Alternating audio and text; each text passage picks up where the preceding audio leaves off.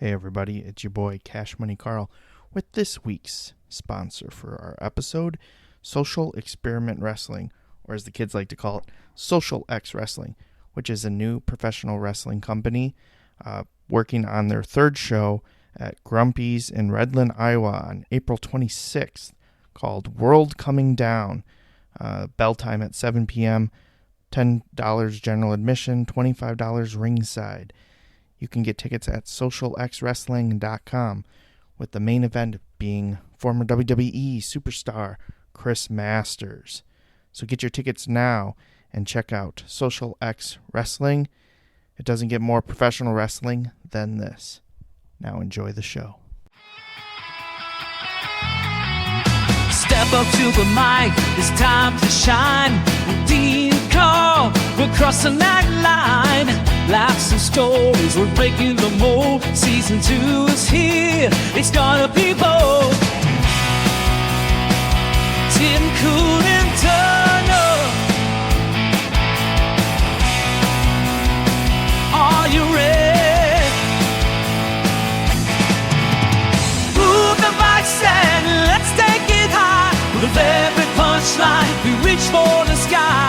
Comedy kings, laugh and inspire. Season 2 saga, a hearts catch fire.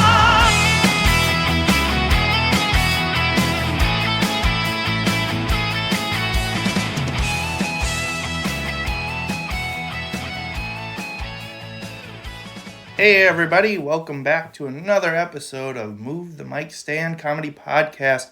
I'm one of your hosts, Money Karl, and with me, as always, is... Dean Berg. And today we have a very special guest, one of my favorite people to do shows with, the Couch Commander himself, Mike Marvell. Woo! Good evening, good afternoon, good morning, everything. Good all day. All day. All day, every day, yeah! Yeah. So what we want to do, Thanks Cash? for having me on, guys. Oh yeah, absolutely. Yeah, for sure. Thanks It's for an honor. coming to the beautiful 3-season studio. Some have compared it to a church. Yeah. I see the steeple. Yeah. Look inside and I see the people. It used to be a church. Actually, it's just because of those, and then the old timey speaker I won't take out of here behind the intercom like they used to have in like the Nice. 70s, 80s grade school. I think you should get a hot tub in here. We just sit and do this in a hot tub. I thought about it actually. That would be... I've considered that actually. You never told me we should do it. I'll do that. Definitely can't do the cameras then at that point because nobody's going to want to see that. Or maybe they do want to see it. I don't know. Maybe they do. I thought you were gonna go the safety route, like. Oh, no. I'm perfectly fine with that. All We about wouldn't want- electricity and yeah. water. Yeah, and I know a lot about that. Yeah. Dean got electrocuted back in October. For why? I was plugging Halloween decoration in the front. And then he became one. Well, it was, I just kind of heard like a little, like kind of through my head. And it seemed like half a second, but my fiance and my little guy were in the window watching, because he wanted to watch the, I think it was like a Ghostbuster decoration or something. He wanted to watch it kind of inflate, and he was right there, so it could have went really bad. No ground fault interruption or anything? Like that? No, there were sparks and everything, and Wow. it blew the outlet up and everything. It should just be a standard household 210, but something obviously 220, 221, whatever it takes. Yeah, whatever it takes. He became like Marv in Home Alone. Yeah, kind of. And I joke because when I went to the ER afterwards, they put the diagnosis as electrocution, but the definition of electrocution means it killed you. So. And it was Halloween, so... Yeah, so I may be a ghost, I don't know. And you channel a lot of ghosts of I do. legendary I people, do. so I do. it makes sense. Yeah. We always have to start off too. We have to now part of season 2 is saying thank you to Bobby Lee and Joe Stapleton by proxy. Yeah, Joe yelled at us when he was here, because he was like, "How come you guys have never thanked me for the title of this podcast? Because I believe that's the very, very, very first thing that I ever told you guys when you did comedy." And he is move the mic stand, and then he was telling us about how Bobby Lee told him that, and then probably Buddy Hackett or somebody told Bobby Lee that. Sure. And we went all the way back to Jesus when he would do his deal and he would move the mic stand. Sermon on the Mount, Yeah, Sermon on the Mount. He made sure to move the mic stand. I don't even take the microphone out of the stand. I leave it in the stand all the time, and that way I'm, here's my tip. It can be, yeah, sure. Comedy tip. Yeah, absolutely. I used to, when you're starting out, you try different things, and I videoed myself at a show, and I was holding the mic, and I talk with my hands quite a bit, when I'm explaining things and stuff like that. And my wife, I had the mic in one hand up right underneath me, and the other hand was still explaining. And I was playing the video when I got home, and she's like, "You look like a wounded bird on stage." So after that, I just left it in the stand. And then there's less likely for things to go wrong, too, with the mic getting shut off or the cord falling out. Or Oh, yeah, right. So- yeah. Or holding it weird and getting that interference or Right, whatever. Yeah. right. Yeah. So or falling over. my tip is don't ever move the mic stand. Well, yeah, and it is kind of a personal choice, and that's kind of when Joe was talking about it on the podcast, and not to deflate him, but I heard that way before Joe. Yeah. But he basically said that Bobby Lee asked him, "Are you going to be a comic that moves the mic stand, or keeping the mic in the stand?" And then Right. because you got to pick what you're going to do. Right. Yeah. You got to find your most comfortable part of performing. Whether it's pacing the stage or I like to stay in one spot. My beer's on the stool there, and I like to be able to grab my beer right away. And Now that I'm thinking about it, I probably should keep it in the stand, because I do what now everybody's calling the Shane Gillis. So the two-handed and then not moving, which has always kind of been like my type of thing, because I'm a bit more low energy once I'm actually getting more into material, instead of like kicking it off high energy, get the money gun flowing and all that, and then plant. Right. And that's too, I and then when you do move around a little bit, it's like emphasized. It's like waiting to use the F word. Right. And I'm not talking about food. I'm talking, Fun. right? Fudge. Yeah. Oh, fudge. Yeah, right. So that's, for me, that's what I do. It's just easier that way. And I've seen guys that use the mic and they'll hold it and they keep dropping it as they're talking. Now, if you're at a club, they can adjust the levels and stuff like that. That's fine. Yeah. But if you're at a bar, they're where not there's gonna nobody do there, that. you're losing part of your audience because they can't hear you. Yeah, I've seen that like at open mics, particularly when people are newer. Right. They'll talk with their hands while they're holding the mic, and it'll end up like way way away from their mouth. Yeah, I've seen that too. Yeah, and I'm notorious for eating a mic. So you get right into it. Yeah, well, I do a lot of like sound effects, beatboxing stuff. So like, like that is just what's most comfortable. And I don't know, maybe I should, maybe one of my next like open mic sets, I should think about moving the mic and trying to change volume and stuff by moving the mic away. Or you just move away a little bit. Yeah. And I mean, and that's part of the comedy thing too, is your setup, you're back here, and then all of a sudden you come in for the punchline, and you're a little bit louder, and the audience gets into the rhythm of that too. So. Yeah, and a couple of times like Cash, like I've seen him, like he really puts them, he even does it here, like see, look at him. Yeah, I'm in it. I'm in it. I've followed him a couple of times, and I've just kind of been like, "Hey, Cash, change toothpaste." It's spearmint now. Yeah. That doesn't smell like toothpaste. Yeah, what was that though? Yeah. Okay. No, Sorry. you caught me. Busted. Yeah. Yeah. So, what you had a couple things you wanted to cover off on. I know you mentioned the thing going on in Green Bay right now with the draft and everything, and the parking. Yeah, Big it's kinda Packer crazy. draft. Another comic, Jay Lemke, sent me a picture. He's like, I think you would find this amusing. It's a picture of the easy out parking sign. You you want to take a guess on how much it costs to do easy out parking? $50. Up. Go up. No. Go up. Yeah, but he already told me, so Yeah. I can't I would just wait. keep going. 100. Keep going up. Warmer. 200. All right. Down. Now you're I'm out of control now. Yeah. Now you're talking crazy. $120. $120. And where did they come with that $120? Who knows? Why would they? I think it's kind of like with a wedding. Like as soon as you put wedding on something, then everyone just starts jacking up the prices on you. Oh, sure. Yeah. Yeah. Well, like even some of the hotels, like some of the ones that housekeeping is basically the bed bugs. Right. That are normally like $80 a night. They're charging like $600. Yeah, nothing for the bed bugs though. They work for free. Yeah, you get them in for nothing. Yeah, they just do it. I was gonna say another problem that people were having was the people that have the houses by Lambeau and stuff that were renting them out. Well, yeah, the prices are too high, so they weren't rented out this week. Really? So like. Right. Yeah. Like this is what you're banking on, and then bam, you don't get anybody. Yeah. Well, there is nothing like Lambeau. I mean, for a Packer game. I mean, everybody is happy. Everything is. Yeah. It's just beautiful there, and I can't imagine why people wouldn't want to rent a house close by, unless I guess like you're saying the prices were. Yeah, I mean, I rented a house, not for a Packer game or anything at the time, but for Easter. So I was gonna say to go to Krispy Kreme. There's no Krispy Kreme near Lambeau. If there was, I would be living there. Yeah.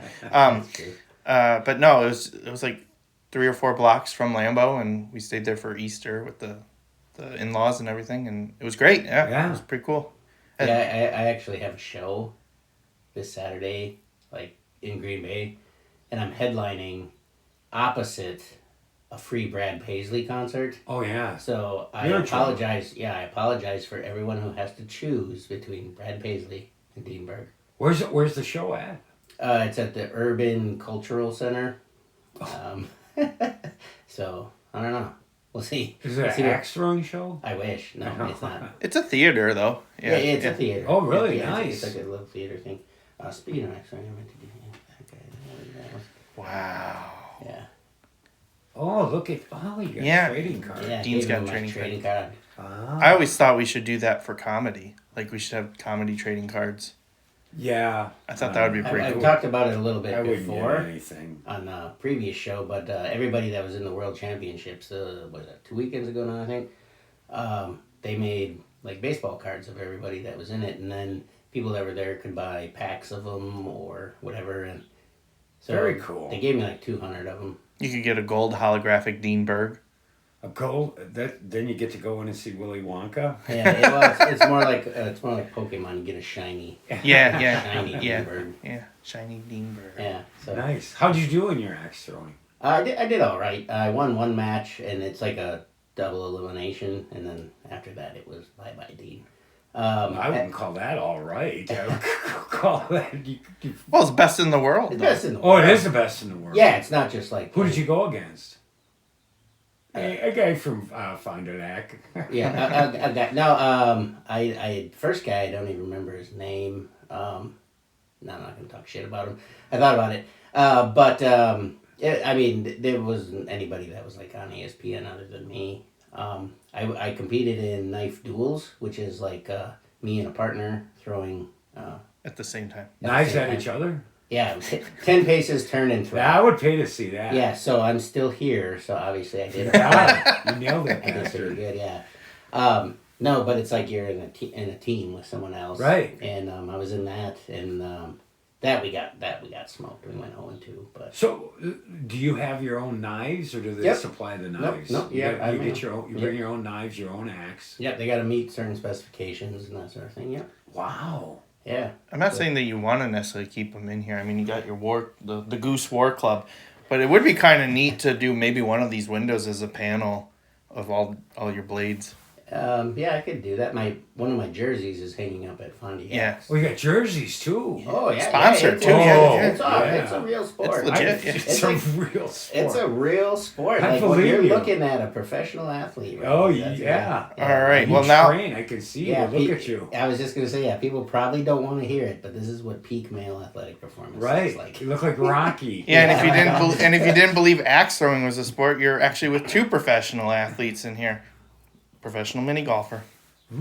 Are you kidding me? No, that's my claim to fame. That's how I even got into comedy. That's right. Holy moly, mentioned yeah, that. yeah. So yeah, 2 professional athletes.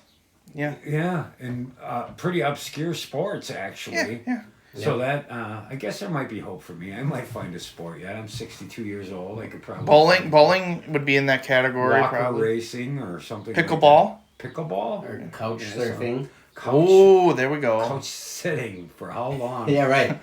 I'll tell you what, he hasn't moved in 3 days. How many clicks does it take to wear out the up channel button? Oh no, he's out of chips. What is he gonna do? Oh, he's calling for his wife. He's tagging in. There he goes. This is very... Would the commentators whisper like in golf? Gotta whisper. Yeah. Because you don't want to wake him up if he's sleeping. Golf clap. He might take a nap. He just finished his hot nuggets. I do nap a lot more now.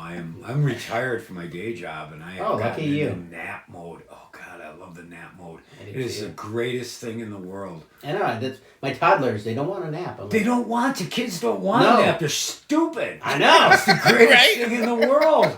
I mean, a nap. You get older and you start taking a nap. There was an old guy at work that he used to take a nap. We get 45 minutes for lunch, and that's too long, you know. And he'd take a 20-minute nap, and he told me about it. And then we started napping together, and that was a little weird. But Yeah, you know. The power nap. Yeah. so if there is a sport like that, I am going to excel. I actually saw an obscure kind of Wisconsin law fact kind of thing. I think it was in Racine that apparently it's illegal in Racine to wake anybody up when they're sleeping. You're supposed to let them wake up on their own.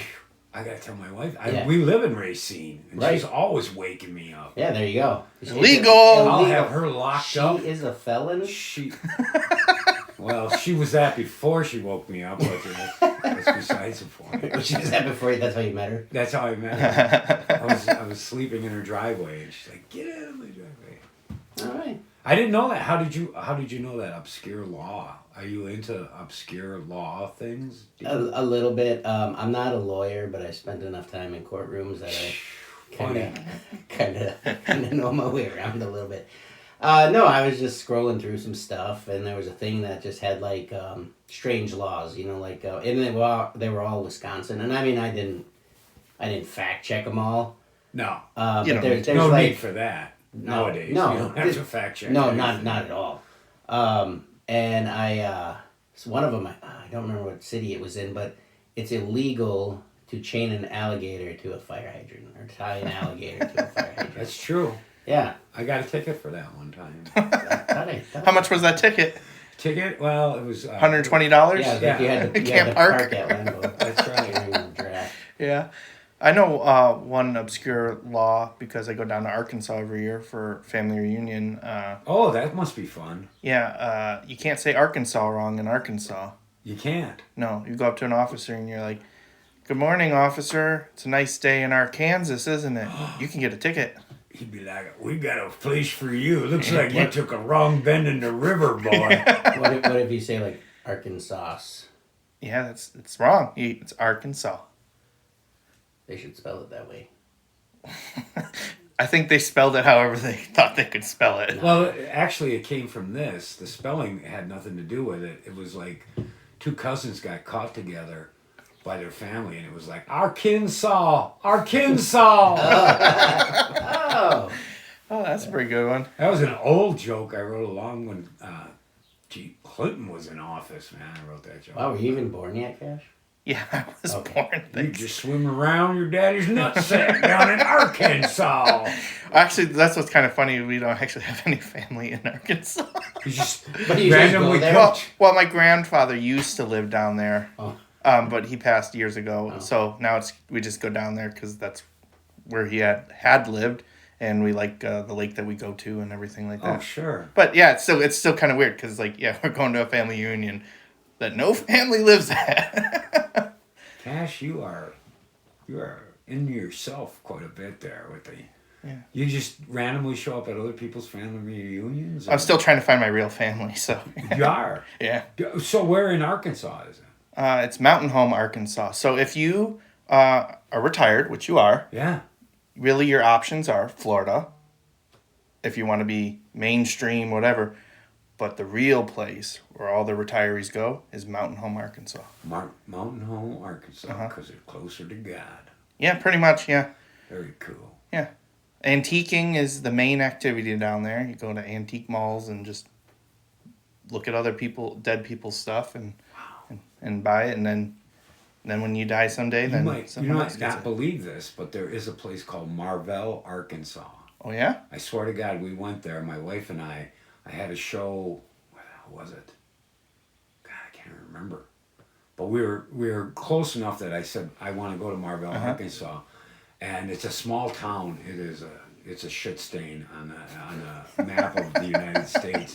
Marvell, Arkansas, and we walked into the I don't know, general store or whatever it was, and there was this lady frying chicken up in the back, and I said to her, I says, "Hey man, is there any place I can get a Marvell, Arkansas hat or T-shirt?" And she looks at me, she goes, "Why the hell would we have that shit here?" Oh my God. She's probably like, "What are you, retired?" Right. No, she didn't say retired. It was. No, I know. Yeah. That's kind of where I was going. Right. Just figured with the All right, accent. but how was the chicken? The chicken was really good, and then we were just driving through town, just kind of looking around, and they had a Marvell, Arkansas squad car, and I pulled over, and the guy let me take a picture with him. Oh, that's awesome. Yeah, it was pretty cool. Like in the back seat with handcuffs? No, not at all. He was very cool, and and I told him, I showed him my ID, and I'm like, "I'm Mike Marvell. I am king of this town. You better bow down." And That's awesome. then he slammed me up against the car, and my wife took the picture. So it was beautiful. Right.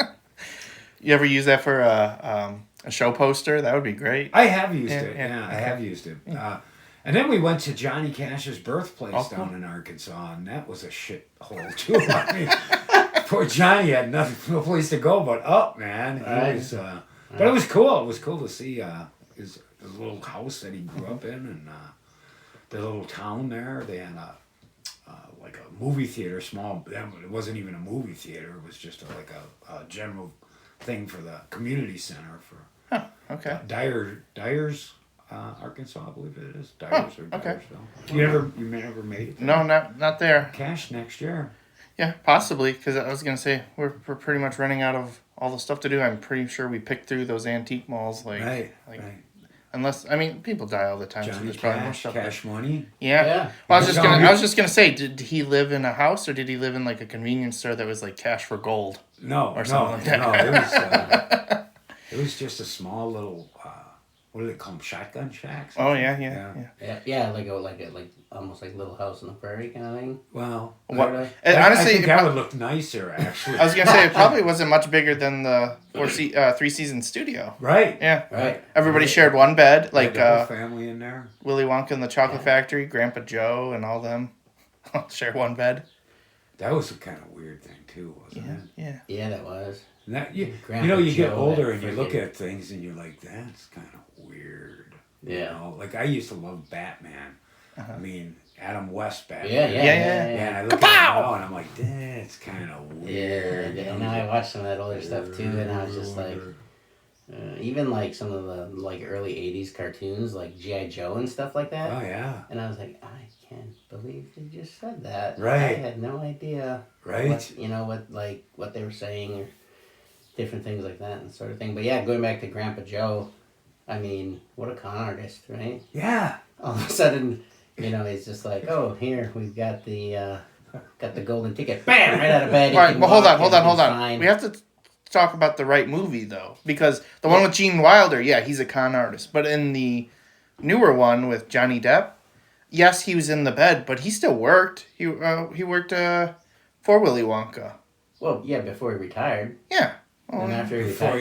he was gang raped by the Oompa Loompas. Yeah. Well, no, because they didn't have the Oompa Loompas yet. He Oh, got they didn't? fired, and then Oh, yeah, Wonka's that's like, right. Yeah, they I need fired. workers that I can trust. And then he goes out in the jungle, and then he's like, I'm going to enslave you guys. And Yeah. he takes them all. Yeah, and he takes them all. And they all look the same, even the women. Have you seen that one? I don't think I've seen that. It's Charlie and the Chocolate Factory Yeah. is what it's called. Oh. It's not Willy Wonka. That one's more book accurate, though. Is it? Yeah. Yeah. Because there was never the golden goose in the book. Have you read the book? Oh, yeah. Roald Dahl is one of my favorite children's authors when I grew up. So I have the whole compendium of all of his works. What are some of his others? Well, there's actually a sequel to Willy Wonka and the Chocolate Factory. It's called The Great Glass Elevator. So the elevator that they pop out at the end. Yeah. The next one, basically they take it and go to space, and there's these like alien things. Loompa Oompas? No, I'm gonna try to get the name, but I'm not sure because I never heard it pronounced because they didn't make a movie or anything. Vermicious canids is that what I think they're called. They talk about them in. Although I guess they do mention. Yeah, they did mention in the first one with Gene Wilder. Yeah, so there's like aliens that just eat everything. But so basically, Willy Wonka and Charlie, and the family, because the glass elevator was big enough to have the bed, so they brought the whole family in the bed and everything. Get in. And then it could fly anywhere. Had all the buttons on the wall, so they would just shoot up into space. Apparently, I'm listening to. Because I listen to books when I travel. Mm-hmm. We travel, and my wife and I were into John Grisham right now. But when I travel alone, in fact, on the way here, I was listening to Jules Verne. Mm-hmm. And I had already gone through Around the World in 80 Days and Journey to the Center. Center. Yep. I mean, what great imagination they had. And you wonder, like, what are these guys on drugs? You know? Mushrooms. Well, how did they come up with these ideas way back then when there's no television, there's no radio? It was probably a combination of like mushrooms, syphilis. Syphilis. Do you hallucinate? Do you hallucinate when you're syphilitic? You can, yeah. That's why Al Capone. Al Capone. Yeah. Yeah. That's why he was so mean. Yeah, I'd be mean too. If your wiener was dripping, yeah, you take that axe that you got, and you lose your nose. It makes it all the way. It made it all the way into like his cerebral spinal fluid or whatever, and just made him just ornery. Al Capone. Yeah. The nice thing about syphilis is you gotta look on the positive side. Yeah. That's what I like about you, Dean. You're always on the sunny side of the street. The nice thing about the nice thing about the remake of Charlie and the Chocolate Factory is like in the first one. All right, so the first one, just to clarify, first one's Willy Wonka and the Chocolate Factory. I know. But second one is Charlie and the Chocolate Factory. Right. Yeah. Yeah. And then there's the new one that's Wonka with Timothy Chalamet, which is a musical. Wow, you are. Yeah, he's. I'm on the weird. The candy. No, I'm kidding. The candy lore. Yeah. Cash, he really You're very likes. passionate about it. He loves musicals. No, it's not musicals. I love candy. Why you're touching your nipples right now? That's a little weird. I had the shirt with the flap. His belly button tassels going off. I'm trying to get one made. He's trying to get one made, but no, on the Charlie and the Chocolate Factory one, they made a point to make sure that you see all the kids at the end. That so because in the first one, those kids were murdered. Gone. Yeah. Yeah. Augustus Galloop, no, he was done for. And the parents. And the parents too. So they make sure that you actually see the kids because that was kind of like a. Yeah, but you got away with so much stuff back then. You could get away with anything. I mean, look at Blazing Saddles. Right. Yeah. I mean, speaking of, Gene Wilder, I mean, that is. Yeah. And they had it on TV, and they had to bleep out all the bad parts, so it was only like a half-hour movie. There's one commercial, and it was over. Yeah. Right. I had something I noticed last time I watched the Willy Wonka and the Chocolate Factory, though, because I always try to find something new. Well, you go right back to that. I have to because not leaving it I alone. have to because I got to know what you guys think about it. Let's go back to syphilis. Yeah, we can go back to syphilis too. So I always try to find something new when I rewatch those old movies because like you point out these weird things, right? Oh yeah, right. So for sure. When there's the scene where they're all the grandparents are in the bed.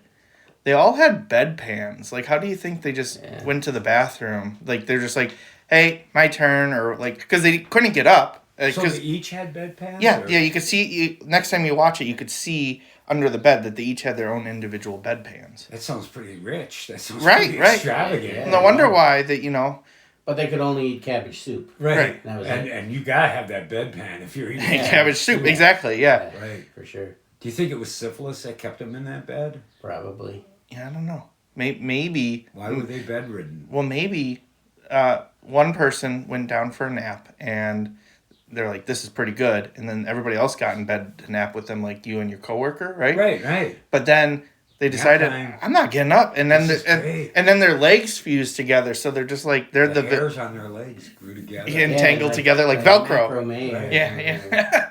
And then, but they don't explain that in the book. That I can't remember Grandma, if they, can't remember if they ever actually explained it. It might have been just like, oh, one day they got in bed and never got out again. They never got out. Because nap time is the best time, and this is the circle of life, isn't it? Hakuna Matata, people. Hey, you wonder how many times like Grandpa Joe and Grandpa George, was it? Yeah. Started like cuddling or something. Well, they're poor, so they didn't have way to heat the house, so they had to cuddle to get cuddling. Yeah. Right. It's probably like, why is Grandpa If they didn't Joe... have so many bedpans, they probably could have heated the house. That's true too. Like, Grandpa Joe, stop poking me in the back, Grandpa Joe. Why are both your hands on my shoulders, Grandpa Joe? Grandpa Joe. Wait. Did Grandpa George call him Grandpa Joe too, Yeah, or just? I think so. Not really, Joe. I think I don't. Maybe. What were the grandma's names? Josephina and Georgina. Are you shitting me? Yeah. Now, Grandpa Joe was married to Grandma Josephine, right? Yeah. And then Grandpa George and Grandma Georgina. You know, much imagination as it took him to write. You think he could have came up with some different names than that. Well, I think he made that because I think that, to me, that's funny. Like, well, Cash's wife's name is Kashina. No, it is not. I'm kidding. Kashina. No. I don't believe you. It's not. It's no. I don't believe he's got a wife. I don't. What? He does. I'm kidding. He does. She's very nice. Okay. At least in public, I don't know. I'm a trophy husband. You are. Yeah. With all that cash money. Yeah, I don't have to do anything. Very cool. Yeah. My wife is still working. I'm retired. She's still working because I've got a That's got to be great. certain lifestyle I'm accustomed to, and somebody needs to keep working. So. Yeah, that's got to be great. No, she is. She works from home, so she's pretty happy. I write a new joke. I run in there, and I'm like, look, I wrote a new joke, and she puts it on the refrigerator for me. Very good, Mike. Now go do something. Gives you a gold star. Go take a nap. Yeah, I'm taking a nap. That worked hard. Yeah, that's crazy. All right. So this was kind of a weird thing I saw that happened this week. So up in Oshkosh, a new cheesesteak place opened up. And what they were going to do this was on yesterday, for the first 100 people that were there for their grand opening, they would give a year's supply of cheesesteaks. What? Right? So I found out how many that actually means, but let's do another guessing game. Yes. Yeah, let's see. What do you guys think of? One a week, 52. Okay. I'm going to Price Right this, and I'm going to just say 12. Or one. One a month. You're right. One a month. Thank you. See? And they purposely didn't say that for building the hype up, I think. But yeah, so what do you guys think a year supply really should be? I think it should be 365. Yeah, I think so too. Yeah. I feel like if you wanted to, you should be able to live off of their cheesesteaks alone. You should get fat and die of a heart attack right in their lobby. Well, somebody did that once, like Pepsi or somebody that, was like a canned beverage, had like, you could win a year's supply and they gave you 365 cans, which... Well, I mean, that's still probably It's more one fair. soda a day. Yeah, I think that's more reasonable. Yeah. But it's kind of like with all those contests, right? Wasn't it Pepsi that was giving away a jet? Yeah. And then some guy actually... Figured it out. That was on Netflix, yeah. There's a documentary about it. It's called Pepsi, Where's My Jet? Or something like that, yeah. That's cool. But there's people that are just going out there and trying to figure out where's all these contests and seeing if they can live off of just contests. Oh, yeah, it's like people that call radio contests all day. It's like their job. I had a friend that was a fireman, and that's what his wife did, and they got trips all over the for the place. radio She was shows? good at it, really good at it, and We a lot of it's timing, and a lot of it's you got to come up with an answer for something. She was pretty we found out a secret about it because we used to do that in the in the office that we'd work at. We'd have two guys, me and this other guy, that were the caller people. So we would be the ones to get in there to be the person, and then we'd have other people in the office be the person to talk because you can only win it per radio station once a month. The secret was having a landline. Oh, really? If you try calling on a cell phone, you're never getting through. I've gotten through a couple times. There must not be a popular radio show.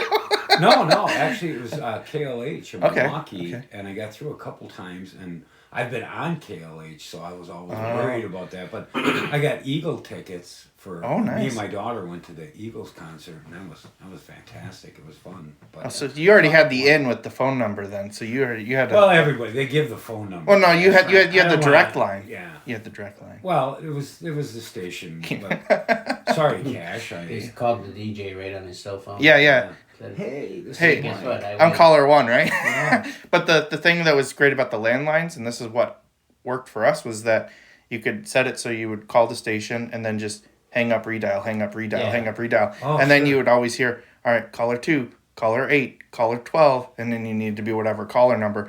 There was one day that me and my coworker going back and forth together, we were all the callers in the contest because we were just so fast with caller 1, Sounds caller like 2. a very productive office. Right. Yeah. Where was this? Meanwhile, Is this where you're working now? No. Good. This was in Milwaukee, so yeah. Oh, it was nap time anyway. Yeah, So it Did you work at the DMV? No, I worked for a finance company. So meanwhile, people are like, yeah, losing waiting. their You houses. hear about their 401k, and Cash is like trying to get on the Front row seats for WWE, Yeah. that's how it went. I'm hanging and banging. Yeah. All right. So, we went going back to your 12 lousy steak sandwiches. Did you enter the contest? Oh no, I was actually working my current day job, so I didn't line up. But Yeah, I was very strict. I was interested in seeing what a year's supply of cheesesteaks meant. Sure, you Because gotta find out. I figured it was probably once a week. That was my guess, and then once a month. I mean, again, they did that for 100 people though. Right. So I mean, if you average, I don't know, a cheesesteak at like $10, that's $120 a person. You're what, $10,200 or whatever? I don't know math. Over $10,000. I worked at a finance place. Yeah, I don't know. I didn't do any of the finance. Math. We just kept trying to win. Hey, that's why I'm a 3/4 engineer, not a full engineer. The math part was hard for me. So. Can you ever become a double engineer? Double engineer? Yeah. I guess. Well, you're a 3/4 one, I figure. Yeah, I guess. But I think if you get the degree as an engineer, you're an engineer. You don't get to be like engineer. There's so many different kinds of engineers. I mean, Yeah. what kind are you talking about? Oh, Train. well, initially when I went to school, it was Drive the train at the zoo. Yeah, I'm an engineer. What do you do? I drive the kids' train. not even at the zoo. It'd be like at the pumpkin Lakeside patch. Park or Yeah. something. I initially went to school for architectural engineering. Oh. And then found out that it wasn't really the route that I wanted to go. Like I wanted to. Stanza. Well, I wanted to do like residential, like green home, smart home design. Oh, nice. And they were focused on industrial and commercial, so building warehouses and factories and. So basically the opposite. Yeah, pretty Of much. what you were looking. But that was after I'd already enrolled in school and did a trimester because they were on trimesters at the time. I went to Milwaukee School of Engineering. Oh, did you? Yeah. My nephew graduated cool. from Milwaukee School of Engineering. I drove past there once. Nice, Dean. I was at a show. What the hell was it? I think Illinois, and some guys like MSOE. Yeah. Did you go? And I go, no, my nephew did, but I got a sweatshirt. I'm not smart enough for that kind of stuff. Are you kidding me? But then I didn't. The program wasn't the right fit for me, so I switched over to technical communications, which touches base on every type of engineering. So you do a little bit of everybody's programs and stuff like that, and that's actually where I met my wife. So.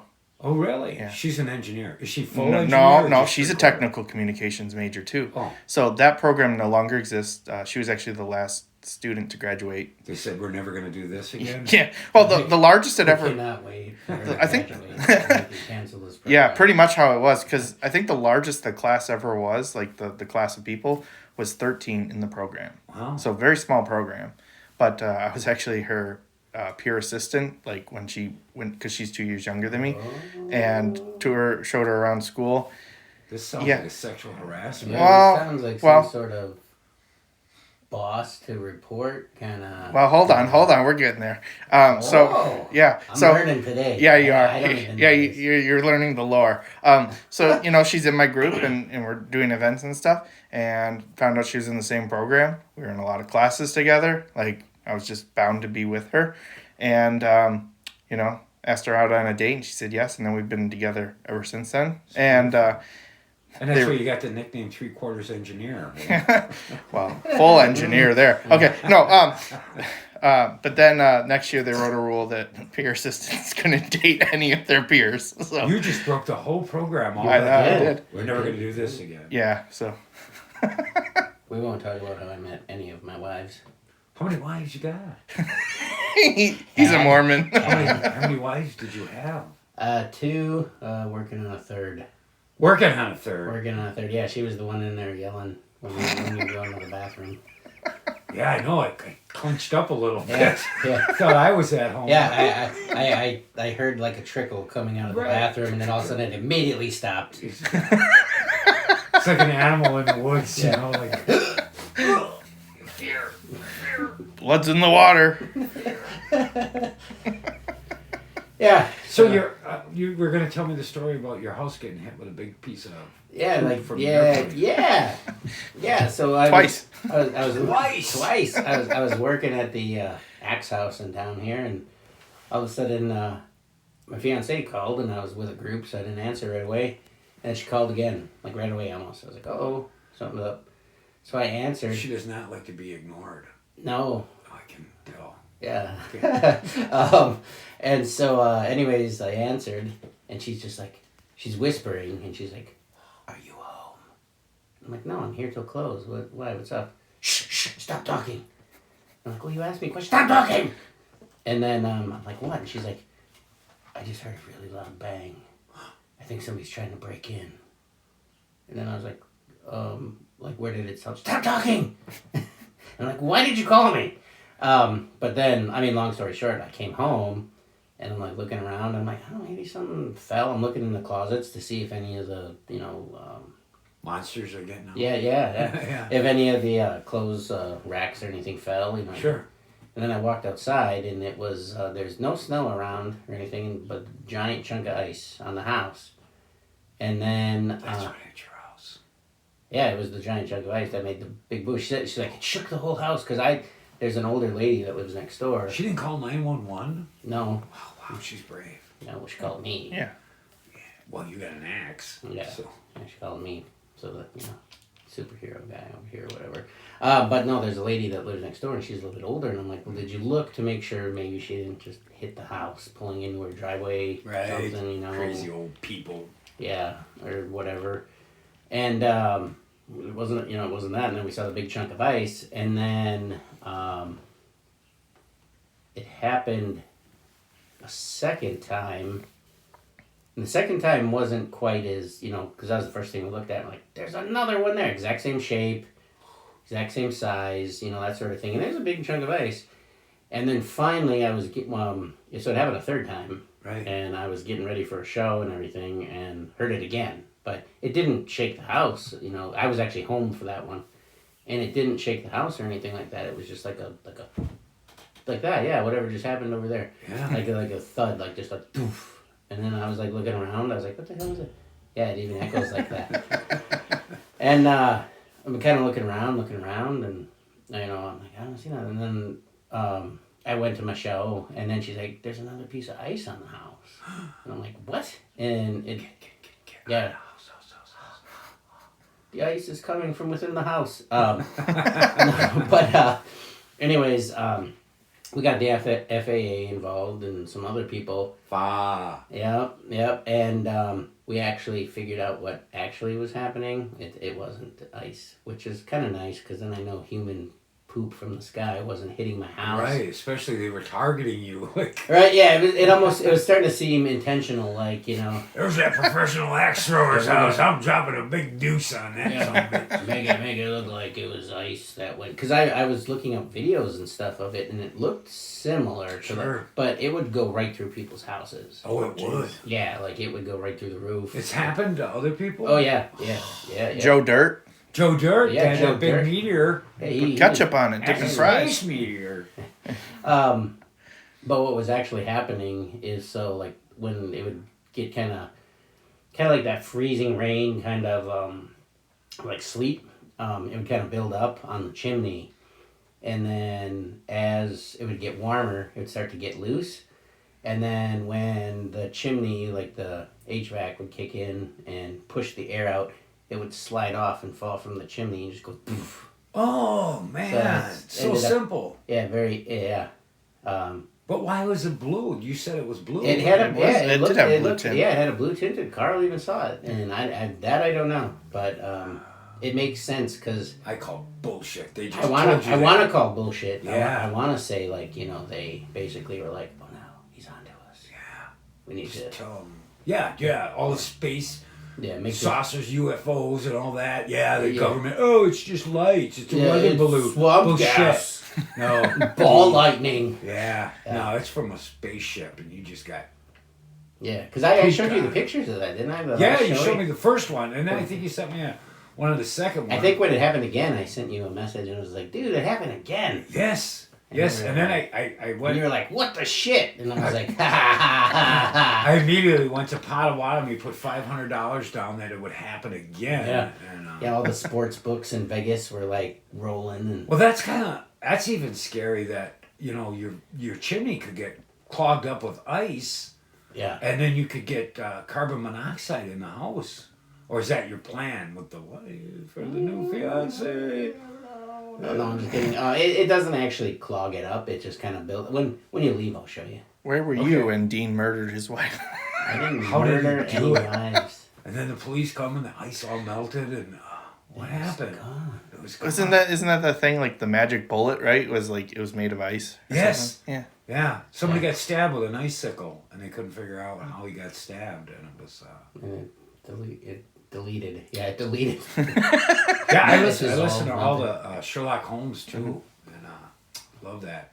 We love murder mysteries. My wife and I listening when we travel. That's John Grisham right now. This is kind of a cool story.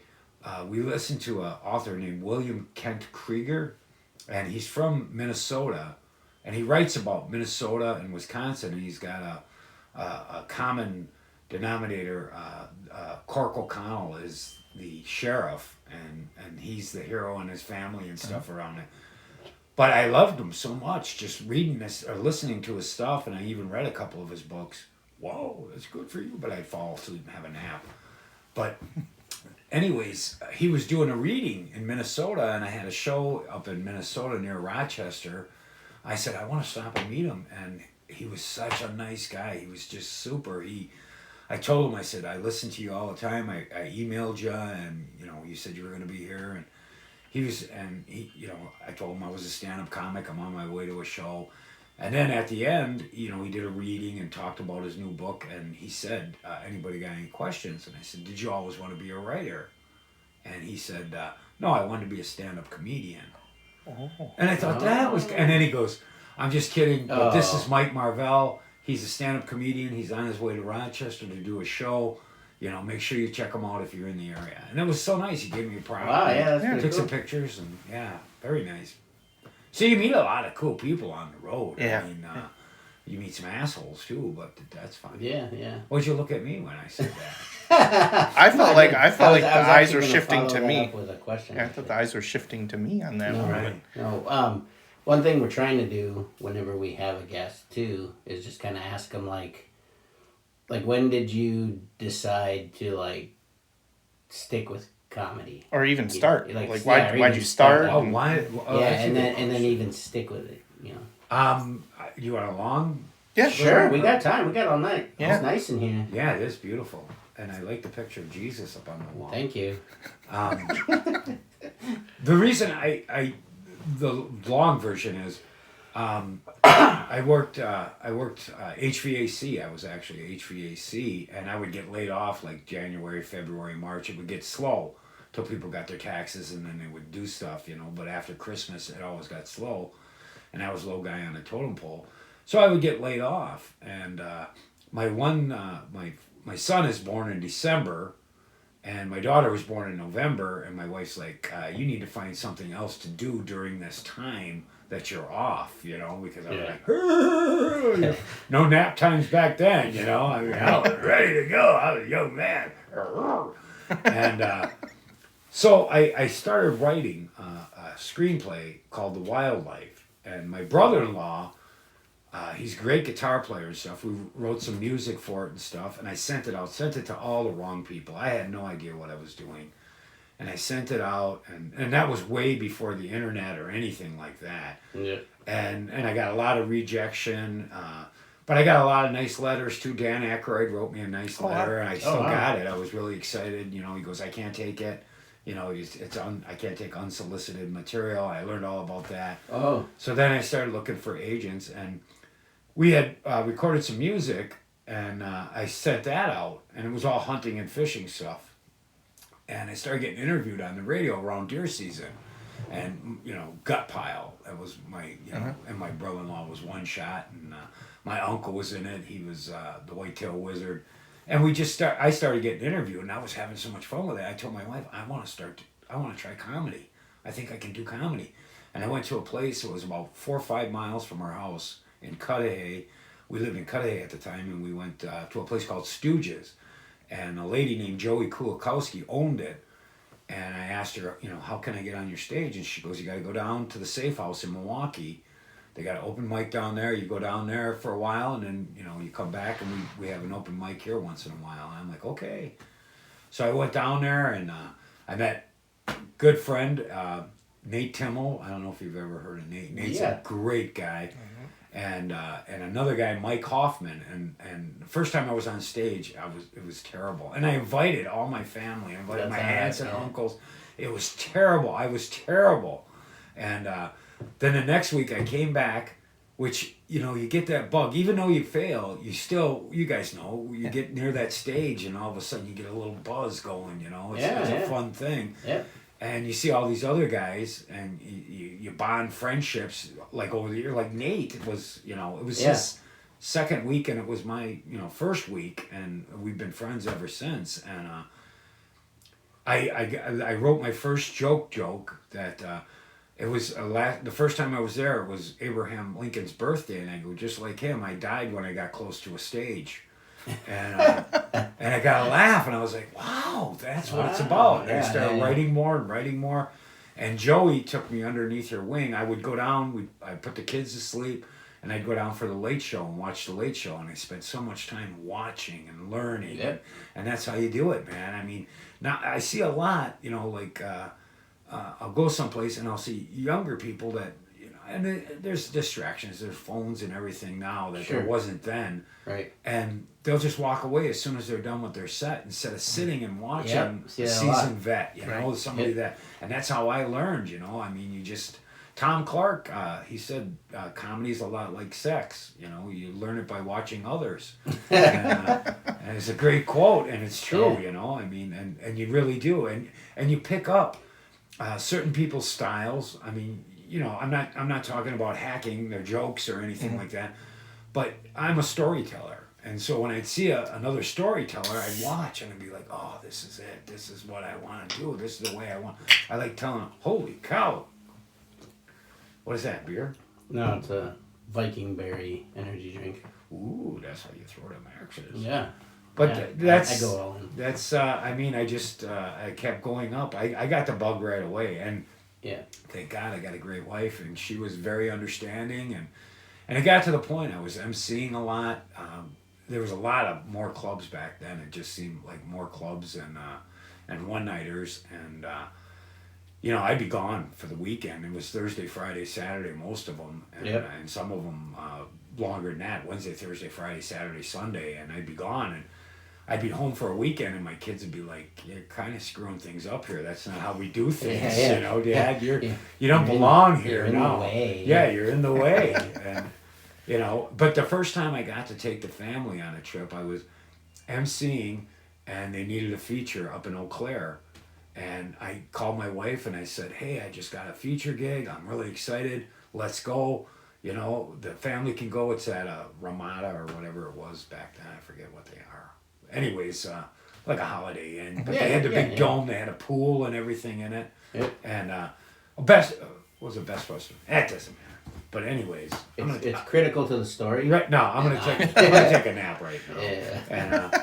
And anyways, I got home, and my son was probably about 7, and my daughter was probably 5 or 4, and then the baby. And And Lauren's in the middle of the living room and she's packing her Barbies and stuff like that. And I'm like, come on, we got to get going. We got to get going. We got to get up there. And she's like, we're doing this for you, you know. I was like, so we were at that hotel for one night and then we had another one in Minnesota. And we got there and the one we were at, the best, I guess it was the Best Western. It was just beautiful. Swimming pool, the kids, you know, we ordered pizza. The next night we were at a Days Inn and the pool wasn't working or nothing. We walk in and my daughter Lauren, the middle child, she's like, this place is a dump. And I'm like, Daddy's doing his best, you know? Yeah, but, right. But, you know, that's how you get it. And when you get to take your family with, it's even greater, you know? Yeah, I mean, and that's always the goal. Right. I mean, I think it is. Right. I did a show down in Marvell, and they had Marvell, Indiana. They had a big theater where they had stuff going on, and they had a comedy club in the hotel, and they had a pool and everything. It was really nice, and you were there for 3 nights. And they had Sesame Street Live. Yeah. And the Sesame Street Live characters came to the show, not in their costume or anything. I was hoping. But I was really hoping Oscar the Grouch front center. right. He's like, you suck. Elmo's here. It comes like 1 joke, 2 jokes, As you're getting closer to the stage, Grover's like, fart?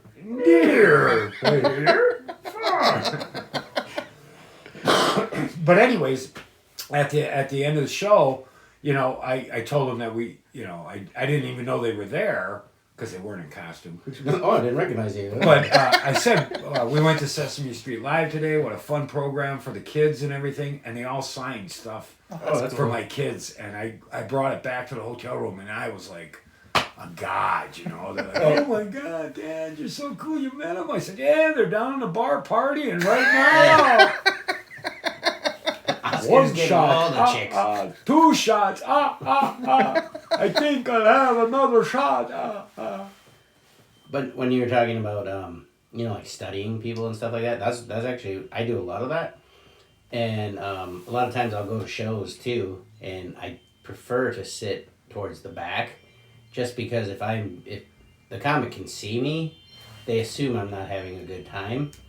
Because I'm usually studying, you know, like I'm... Right, and comics don't laugh at other comics. I mean, if you can get a laugh from me, you know, I mean, my wife will sit and laugh. She'll, you know, but I'll be like, I wish I would have said that. Yeah, I was like, oh, that was really creative. I'm a piece of shit. Right. Well, that's good. Because I usually do laugh at the other comics, so... Yeah, Carl laughs all the time. I like laughing. Yeah. But now I know. So now it's not that they don't like me necessarily. They're just... I can usually tell if I'm doing all right. Right. Because Carl will be laughing hysterically. So I'm like, okay, if I take about 86% off of it, that's about what the audience thinks of me. Right.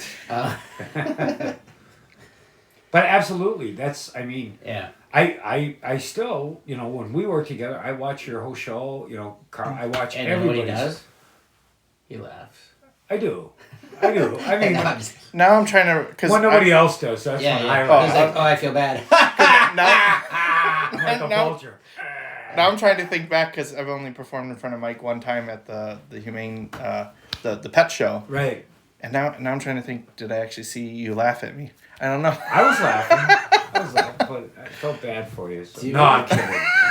Hey, just clear this up. It wasn't a petting show. It was a pet show. It was. It was for animals. Yeah, fundraiser. It was a fundraiser. So it wasn't that Carl and I were on stage petting each other. That might have gotten a good laugh though too. Would have been nice. Right. Remember that first show we did at Ironworks in? That was a cool place. That was cool. Yeah. And that crowd was something else. Yeah, they were fun. Like I was not super recently, but I was kind of rewatching the video from that, and some of those guys in the front row that were laughing so hard, the guy like couldn't catch his breath and fell off his chair. Yeah, they were a blast. Yeah, it was crazy. Yeah, and hanging out afterwards was fun too. Yeah. But I haven't worked for him for quite a while. I don't know. He sent something to me about you. He sent something to me, and I said, "Yeah, I can do it." And he goes, "Oh, I already got somebody." I'm like, It was probably me. Yeah, like I'm like on all of his shows, like everyone. Yeah, that's like, good. Yeah. Well, and you know, I know traveling wise, you're closer up here. Well, designated feature. He almost he's almost exclusively uses me and Rob Brackenridge. He asks Right. about you though. Brackenridge is great. Man. Yeah, he I've is. done Yeah, a lot of he shows is. with We're Brackenridge. gonna get him on here too. Yeah. Yeah. Oh yeah, for sure. Yeah, Brackenridge. Yeah. Oh, Rob. Hey, what's up? He was the first comic I emceed for. Oh, really? At Stooges Comedy Club. The very first, he was the headliner. Brian Cork was the Oh, no, feature. it wasn't mine. And so, yeah, you know, I mean, I've known Rob forever. And Yeah. we did a show for another guy booking shows, and we were staying at this little cottage. Well, before that, my wife and I are driving up, and we got to the hotel we were staying at, and it was like 12 miles from where the show was at. And I'm like, that's kind of weird.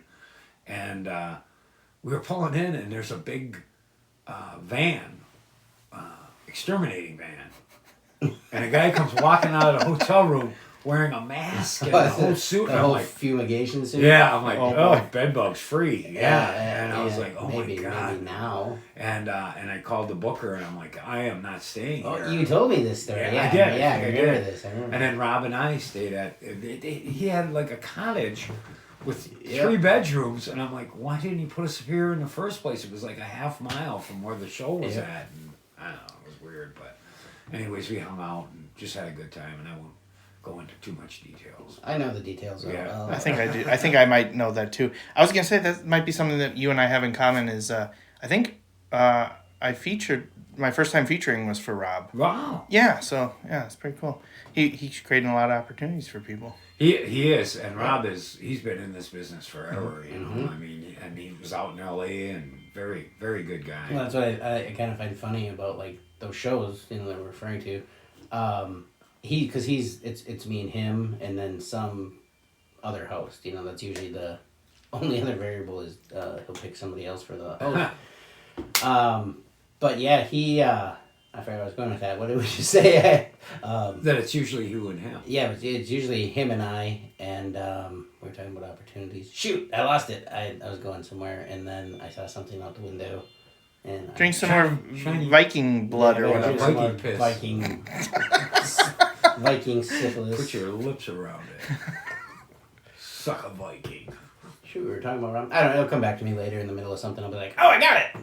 We worked. If we let one you. Time, I think her name was Jessica Phillips. Hey, yeah. Yeah. She is great. From the She's- UP? she- Yeah. Yeah. Yeah, she was actually supposed to be on the podcast too, because we had a show in town here, all of us, and then did it get snowed out? I don't remember. Yeah, it was snowed out And she couldn't from make up it. there, Yeah, so yeah, she's yeah. in the UP. So like Oh. when it snows up there, that's a lot of snow. Right. That's like the most we've ever seen kind of snow. So yeah. Plus, you couldn't be in the Three Seasons room because, you know. Oh no, we were out here. We were. Were you in the cold? Yeah, no, I there's got- a I got a little fireplace and fireplace there's back other there. heaters. So Oh. we'd cook it all up and then we'd be like, all right, turn it off so it doesn't Yeah, pick up it the doesn't audio. pick So up then on the audio. and then it was like, all right, when we start shivering, we're done. It's like ice fishing. Yeah, just until we can't take it anymore. Yeah, the shows were much shorter.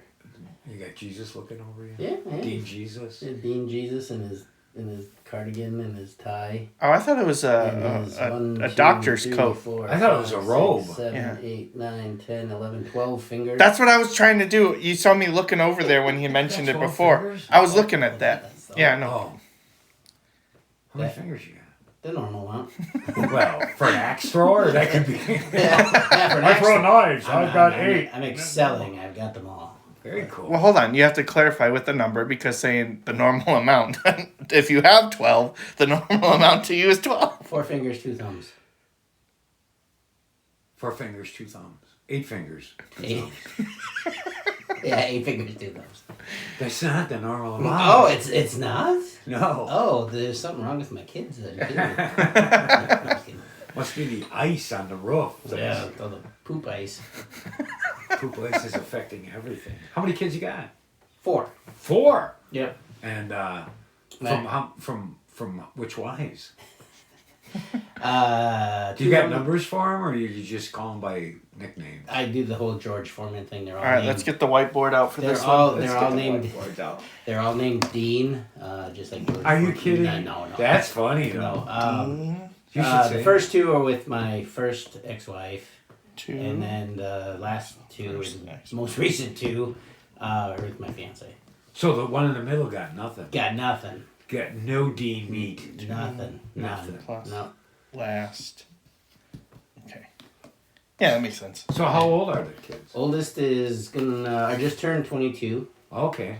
And then I have a 18-year-old. He'll be 19 in August. He was actually going to come and kind of just hang out. Sure. I don't. Do you take him to shows? Yeah, I was just going to say, Yeah, he loves I going don't to shows. know if I ever brought him to a show that we were on, but I do bring him to. He comes to quite a few shows, and Right. he's seen my bits over and over and Sure. over and over, and just kind of sits there. Does your fiance come to the shows? No. No, not at all. No. She doesn't think you're funny. Well, she wouldn't like a lot of my material. Oh. See, I run everything past my wife, and she'll be like, "No, don't talk about that." And I'm like, "Oh, okay, that's fine." Yeah, she came to the first couple before we had kids, but now that we have kids, she stays in, Right, back and that's with- what my wife had to do. Now she Yeah. travels. I'm doing Mo Lake Casino this weekend. Nice. Yeah, it should be Nice, fun. nice. And then my son and I just got back from South Dakota.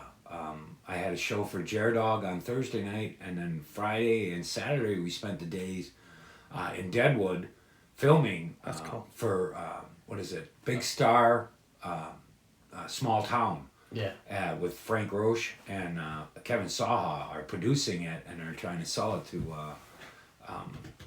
what the hell is it? The Comedy Central and Netflix. Cool. And they're shopping it right now. This was the third episode. I did it with Greg Morton. I'm not the big star. Oh, there's the opener. But Greg Morton, he does impressions and stuff, Yes, right? Yeah, he was he on was America's Got fantastic. Talent too, Yes, right? he Yeah, was. okay, yeah. Yep. super nice guy, very funny guy, and came up with some really funny bits and stuff that we did. And so I remember what I was going to say about Rob now. Are we gonna allow him? Wait, are we gonna allow him? Of course. let's wait 5 minutes and see. See if I still remember. No, I'll remember. All right, we'll let you. You said something in there that sparked the core memory, but no, the thing I was going to say is like the booker that always books the shows with me and Rob and did the Right. Ironworks one with us. He always bills Rob as an LA comedian, even though he's lived in Appleton for probably the last multiple years. I don't know. Right. I don't want to. I think he was in L.A. in the early '80s and stuff like that. I think. I was gonna be like, I made a couple jokes in the LA airport. Do I count? Right. No, but he was out there. He was on. No, I know he was. He's on I've seen a couple lot of things, his yeah. commercials and stuff too Right. that he's been in. Those are. Yeah. He was in one for PETA. Did he? I didn't. know that. Yeah. Gosh, I'm trying to remember what it was. It's like something with it's around like neutering and stuff like that. And my. and he's talking to like one of his kids. He doesn't have any actual kids. I don't believe. No, I don't think he I don't does. think he does.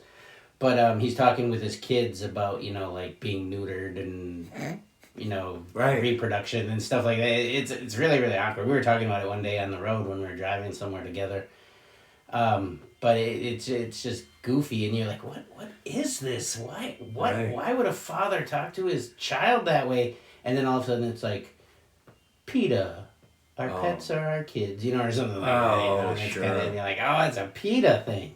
Their pets are our kids. Oh, I don't like that because I brought my dog out with me to LA for the show You did. because I taught him to go after the golf ball when I would putt it and bring it back to me. Well, that's fun. Yeah, well, PETA denied him being on set. Are you serious? Yeah. Like, Why? we get out there, we bring him out, we have to make special accommodations to have him come with. And, we're going through, like, production stuff, and they're like, you're the guy with the dog, right? I was like, yeah. They're like, can you get him kenneled? I was like, no, I Should have don't. been like, no, that would be cruel. Well, hold on. That's where we're getting to. So I was like, no, I'm not from LA. You have to, like, go through, like, a trial period and stuff like that with kennels. And they're like, oh. I guess we can have him in the friends and family tent because he's not allowed to be on set because PETA denied him. And I'm just like, what? PETA! So now it's like, did he not have like an acting permit or something? Like they didn't want him to work? He wasn't part of SAG-AFTRA. Right. Yeah. So then, so now instead of him being out with me and my wife, his family, now he's alone in the tent when we're filming stuff. So that was like the opposite of what their impact should have been. But then, I found out a year later because my dad went out too.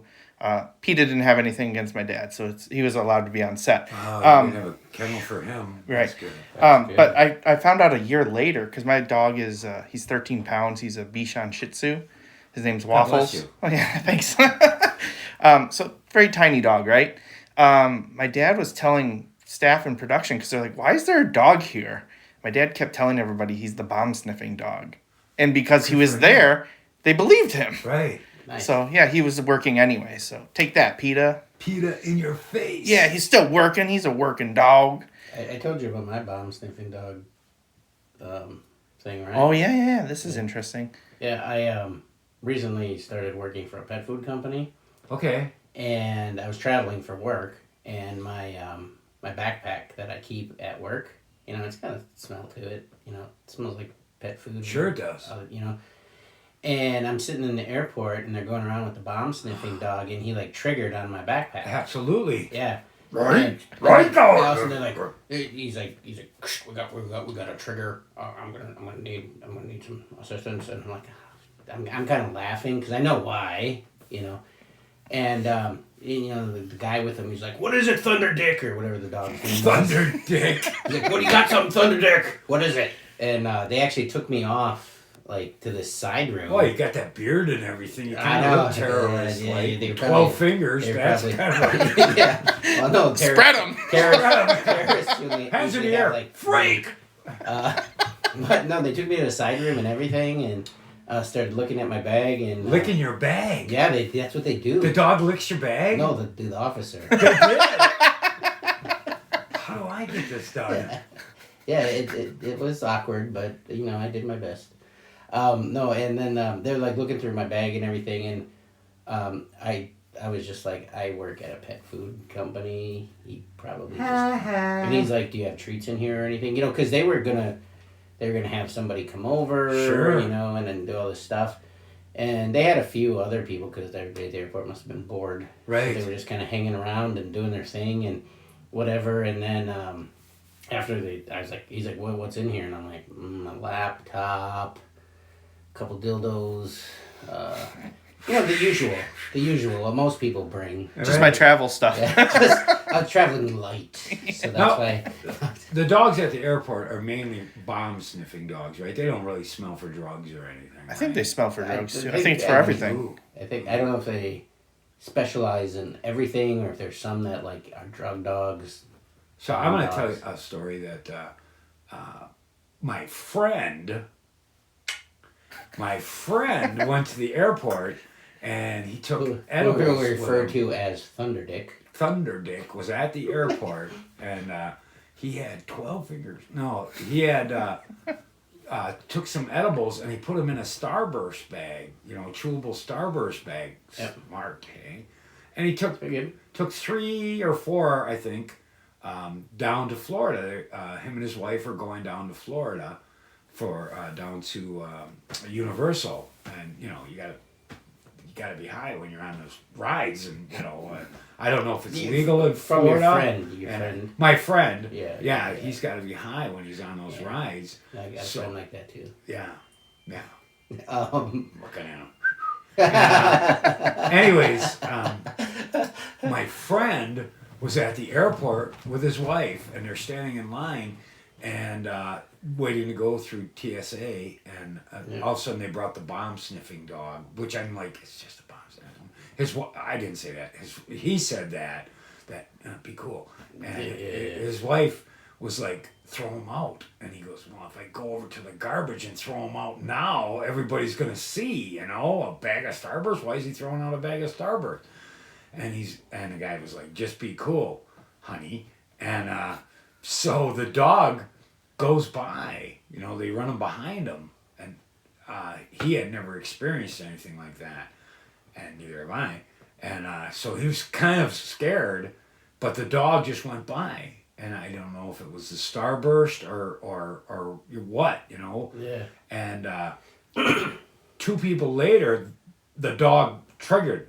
Is that what you said? Triggered. Yeah, triggered. Yeah. Triggered on this guy, and they pulled him out of line. And I was like, thank God. I put my stuff in my wife's bag. Or no, I didn't say it.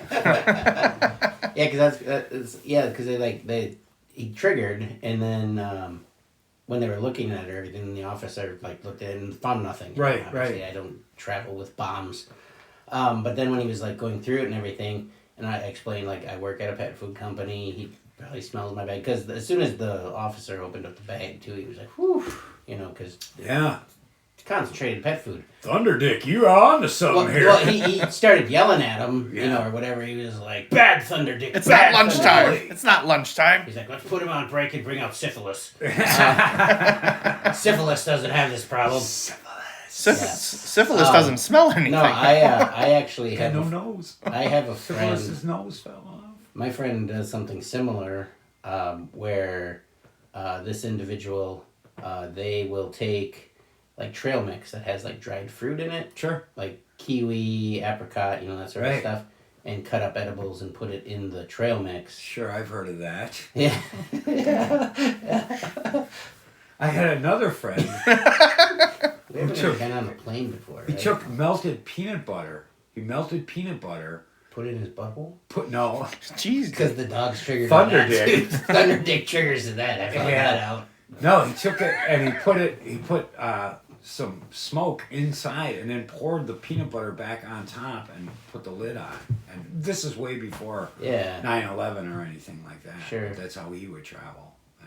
And it wouldn't trigger. Don't the try peanut that butter? at home, kids. And no, it wouldn't. Oh. Because of the peanut butter, the smell, the dogs couldn't smell it. Well, no, I just would. If I was a dog, I'd be like, "Ooh, peanut butter." Yeah, but it's peanut butter. You Yeah, know, and, yeah. and it's all. But they poured- seem like, "Oh, bad Thunderdick." right. Thunderdick's been around for a while, I think. But the dog, 30 years. If Thunderdick, who knows what this guy is doing to Thunderdick? Maybe the dog would be like, Yeah. start crying because of the peanut butter. He might have. He'll confiscate the peanut butter. Right. And we're like, we're using this later. Right. No, it's chunky. I don't like it. Do you have kids? Just the dog. Just a dog. And how is the dog doing? Good. He's 6 years old. He's And you've trained him to take golf balls out of the golf hole? yeah. So like when I was practicing putting and stuff, he'd go get the ball and run back. worst I can see though- why PETA did have an issue with this. You didn't pay the dog or anything. Oh, I paid him with so much treats. My dog is so spoiled. He's got a bed in every room. Wow. I mean, that's pretty good. Does he like naps too? He loves naps. Me too. The worst is when he doesn't bring back the ball and you can't find the ball, and then a couple days later, you find the ball. So you were out he in would- LA playing Mini golf. mini yeah. golf in a tournament. Well, it was like a combination of like Wipeout, so like big obstacle course. Oh yeah. And then Say what it's called. yeah, Holy Moly. Yeah. So like, why you not- yeah. Yeah. He was on Holy Moly. Holy moly. Yeah. Season 2, episode 5. Yeah. Nice. You got TV credits already. Yeah. I haven't got no TV credits. I have a movie credit. Do you Yeah. really? Mhm. Axe Murderer. No. He was, he was a, he was a I was professor. I was a professor. Professor professor. Anderson. Yeah. No Professor shit. Anderson. The only chance I got of getting on TV is probably a Silver Alert. And yeah. I don't think they show those on TV too much anymore. No, they did my dad, so I've already got my headshot picked out for it. Nice. You sent it to the stations in advance, right? Right. Yeah. Well, my kids are like, well, yeah, Dad, we better get one for him. Oh, you might get a credit soon, right? With the Deadwood show. That, yeah, that could. Yeah, show my arm. Yeah. I could, like, yeah, on your IMDb, you just have a picture of just your arm. Here's my arm, honey. That's my arm. And that's how you get booked on shows too. It's like, and Mike Marvell's arm is here tonight. There's a guy, a good friend of mine, he was comedian Mark Schneider. He's not doing comedy anymore, but he used as a credit, I was the 12th orc on the right in Lord of the That's Rings. awesome. Yeah, and everybody's like, what? He was in he- Lord of the Rings? Was he actually? No, Oh, no, of course I not, was be like, you know? I was Stormtrooper number 687. Right, Yeah. right. Yeah, that's... Wasn't there somebody that was like a celebrity that was a stormtrooper in one of the more recent No, ones? they do that, like stuff with that a lot. Yeah. I mean, Mark Hamill, he's always in Star Wars, but Right. he played a couple other characters too, like some of the aliens and things like that. Sure. And because he does voices and cartoons and things Sure. like that, so he was doing the voice of some of the aliens and stuff, and so he was some of those. But on The Force Awakens, when she's trying to get her food, Who's and- she? Rey, Thank you. Skywalker. Hey, some people might not have seen Star Wars. I have not seen See? the later ones. Boom! I mean, I worked at a drive-in when the first Star Wars came out. Nice. That's awesome. And I saw it every night. I mean, I watched it over and over, and I was eating. They weren't edibles then, so yeah. Your friend? Yeah. Your friend was doing Yeah, that. my friend. I Well, watched you were him. being a responsible teenager or whatever. Right. Your friend is with you all the time. Yeah, he's. I call him Mickey. It's not Mikey, but it's Mickey. Mickey gets me in all kinds of trouble. But anyways, I'm sorry. No, you're fine. So she goes. She's trading in junk and stuff like that for food, for portions, and the guy that's like this big menacing kind of alien dude, and when she turns in all of her stuff and whatever, he's like 1/4 portion, and then he like gives her like this little thing. She pours water on it or something, and then it grows into this weird space bread. Sure. She eats it. That's actually, is his name Simon Pegg? Does that sound familiar? Yeah. He was in Hot Fuzz and I believe that was him. Shaun of the Dead. And being the Star Wars guy, Shaun of the Dead's good. it is. Being the Star Wars guy that I am, I should really know that, but I don't know. Things come and go out of my head, like what I wanted to talk about Rob Breckenridge before. Right. When I was on Comes Back. So.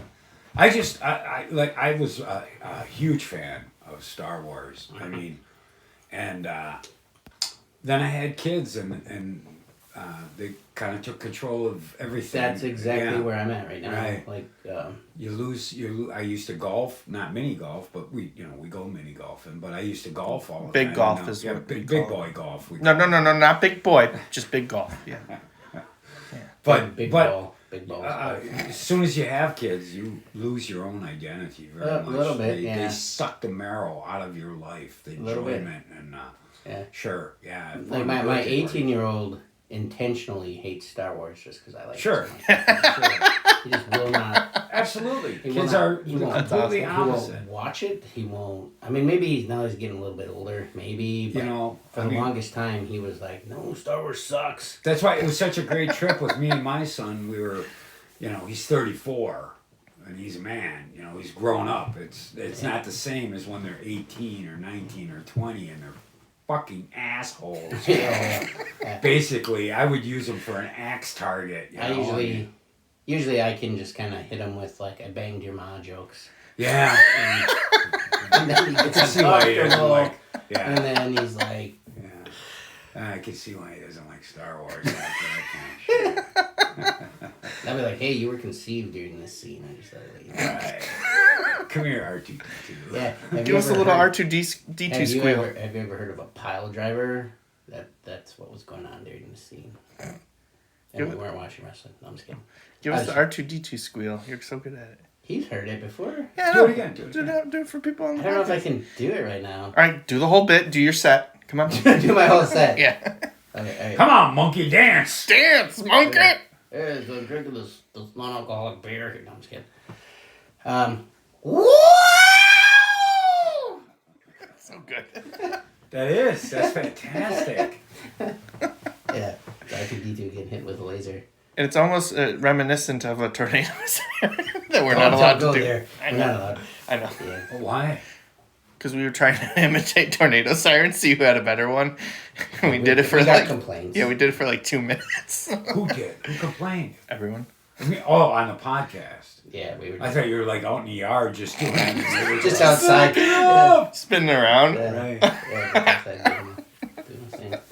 Do you like doing impressions? I do some. I do some. Did I ever have I done my Macho Man one? I can do Macho Man too. Dude, All right. I want to. we should. I'll be the judge. I'll be the judge. We don't need a judge. We should just talk to each other. Fine. All right. You just didn't want to include me because I can't do Macho Man. Okay. I No, used Carl- to do a Carl bit can- about it that Sam loved. My dad and Sam loved wrestling, and Yeah. he'd come home, and I was always gone on Thursday nights. He watched whatever WWE or whatever SmackDown it or was, something. SmackDown. I forget which one it was, but Yeah. he would get all worked. And he was like 6 or 7 years old. And he'd get all worked up. He'd come in the house, and my wife's like, "Wait," because my dad would let him drink soda and everything, and not The good candy, and just go ahead, go dad nuts. stuff. Yeah. Yeah, and my dad would drop him off, and he'd come running in. I was home the one time. He comes running in the house, and he's like, "Dad, You should have seen tonight. The Rock climbed into the ring. The Rock picked the guy up. The Rock slammed the guy down. The Rock's the greatest dad. And, you know, I'm his dad. I'm a little jealous. And I said, you know, wrestling is fake. And he pounces on me. How was that fake? And gets me in a headlock and he starts punching me in the head. And this actually happened. I'm not making this part up. Wow. But he's punching me in the head. And he goes, does that feel fake? Does that feel fake? And I'm laughing. You know, he's like 6 or 7 or whatever. And I give him a little shove to get him away from me. And his thumbnail cut my forehead. And I'm like, you made me bleed. And he made you bleed the hard way. Yeah, you got color. He got color. Yeah. The hard way. And he looks at me and goes, now can you smell what the Rock is cooking? So I made this part up. But it was like, I sprang off the couch. Yeah. I rolled off the couch. Picked myself up at the coffee table, and I'm like, The Rock, let me tell you something, little man, in a language you can understand. Because I got a lion in my heart, I got a cheetah in my body, I got a tiger on my chest. That makes me part animal. So when you see me walking through the ring with blood dripping from my forehead, don't you touch me. Because I am untouchable. I'm the power of the hour, the point of perfection, headed in the right direction. Yay, #1, the superstar, Mike Marvell. That's awesome. Yeah, because mine, I do it as an impression of someone else doing the impression in mine. That would be me doing the impression. Go ahead. All right, I'll be Trevor. Well, I got a channel to go. It's the ghost of Macho Man Randy Savage. Right. Do a seance. WWE. Coffee in the morning, yeah. A cup of coffee. That's great. Yeah. How's it going, Carl? Hey, It Macho. sometimes turns into Sam. Hey, Macho. How's it going, buddy? Who's this clown we got over here? Who's this guy? Comedian Mike Marvell. Like Mighty Mark Marvell? Mike. That's Damn. okay. It sounds pretty interesting, you know what I'm saying there, Carl. You're scaring me, Macho. Boy, that's good, because you should be scared of the Macho Man! Oh, sorry, you guys are back. Hey, Dean. Thanks for Did coming. he do okay? He didn't hurt nobody, right? No. I was He nervous. mispronounced my name and I almost slapped him across the face. Yeah, that's what he does. Right. That's Oh, what does he? Yeah, that's what he does. He says everything wrong. I was worried someone was going to get put through this table. Oh. And all the equipment's on it. So. It was only Macho Man, not Sam Elliott this time, right? Yeah. See, when I grew up in Milwaukee, it was the Crusher. Oh, Crusher. yeah. And I get up Sunday mornings, man, get my bowl of Fruity Puff Puffs or whatever the hell they were, and sit and watch wrestling in the morning, man. I just loved it, you know. And the Crusher, he'd be like, rat-a-tat-tat, Marty. We're riding through South Milwaukee, Whitefish Bay, Cudahy. I got a barrel on each shoulder. I'm walking, I'm running. I'll tell you what, we're going to go out there and pop goes the weasel. Pop goes the weasel. So, that was classic stuff, man. My favorite is like when you are used to hearing wrestlers yell and scream, and then you hear them talk in their normal voice. Right. Like when there's like interviews with Macho Man and stuff, and he'll be like talking to little kids and stuff, and it's really important that you go to school, you know what I'm saying? You guys gotta study, you know, don't take the drugs, don't do none of that, you know, because you gotta be like the Macho Man. Steroids, that's okay. You gotta do, like, I actually, for axe throwing, I was sponsored by Hulk Hogan's Beach Shop. Really? Yeah, he signed a weight belt for me, gave me some shoes. Nice. And he actually called me on the phone. What did he say? Well, he was just like, and I saw it come across as like the beach shop and whatever, and he was just like, he was talking like in his normal voice, you know, and he's just kind of like, hey, this is Terry, you know, and he's just kind of talking like real, like calm, and he's, you know, I was like, kind of like, is this really Right. Hogan? He's like, so tell me a little bit about what you're doing, you know, and still kind of sound like the Macho Man, but he's just kind of talking, and then my son was like, Dad probably's not really Hulk Hogan. The 18-year-old? Yeah. Yeah. And he's like, that's probably not really Hulk Hogan. asshole. That was probably AI or something. And then you know, when I was talking to Hulk and whatever, and I was in my basement, and I was like, hey, do you want to talk to my kids? You know, and he's like, well, I really got to get going. I got some stuff kind of going on. And then I was like, all right. And then he's like, And he's like, well, let me tell you something, brother. And, you know, he went into yeah, it. then he just kind of went into it a little bit. And I was like, dude, my son's not even in the room. And then he was like, oh. And another time I was at work and I saw, like, his number come up. Like, I haven't got him in my phone. Let's call him. Should I? No.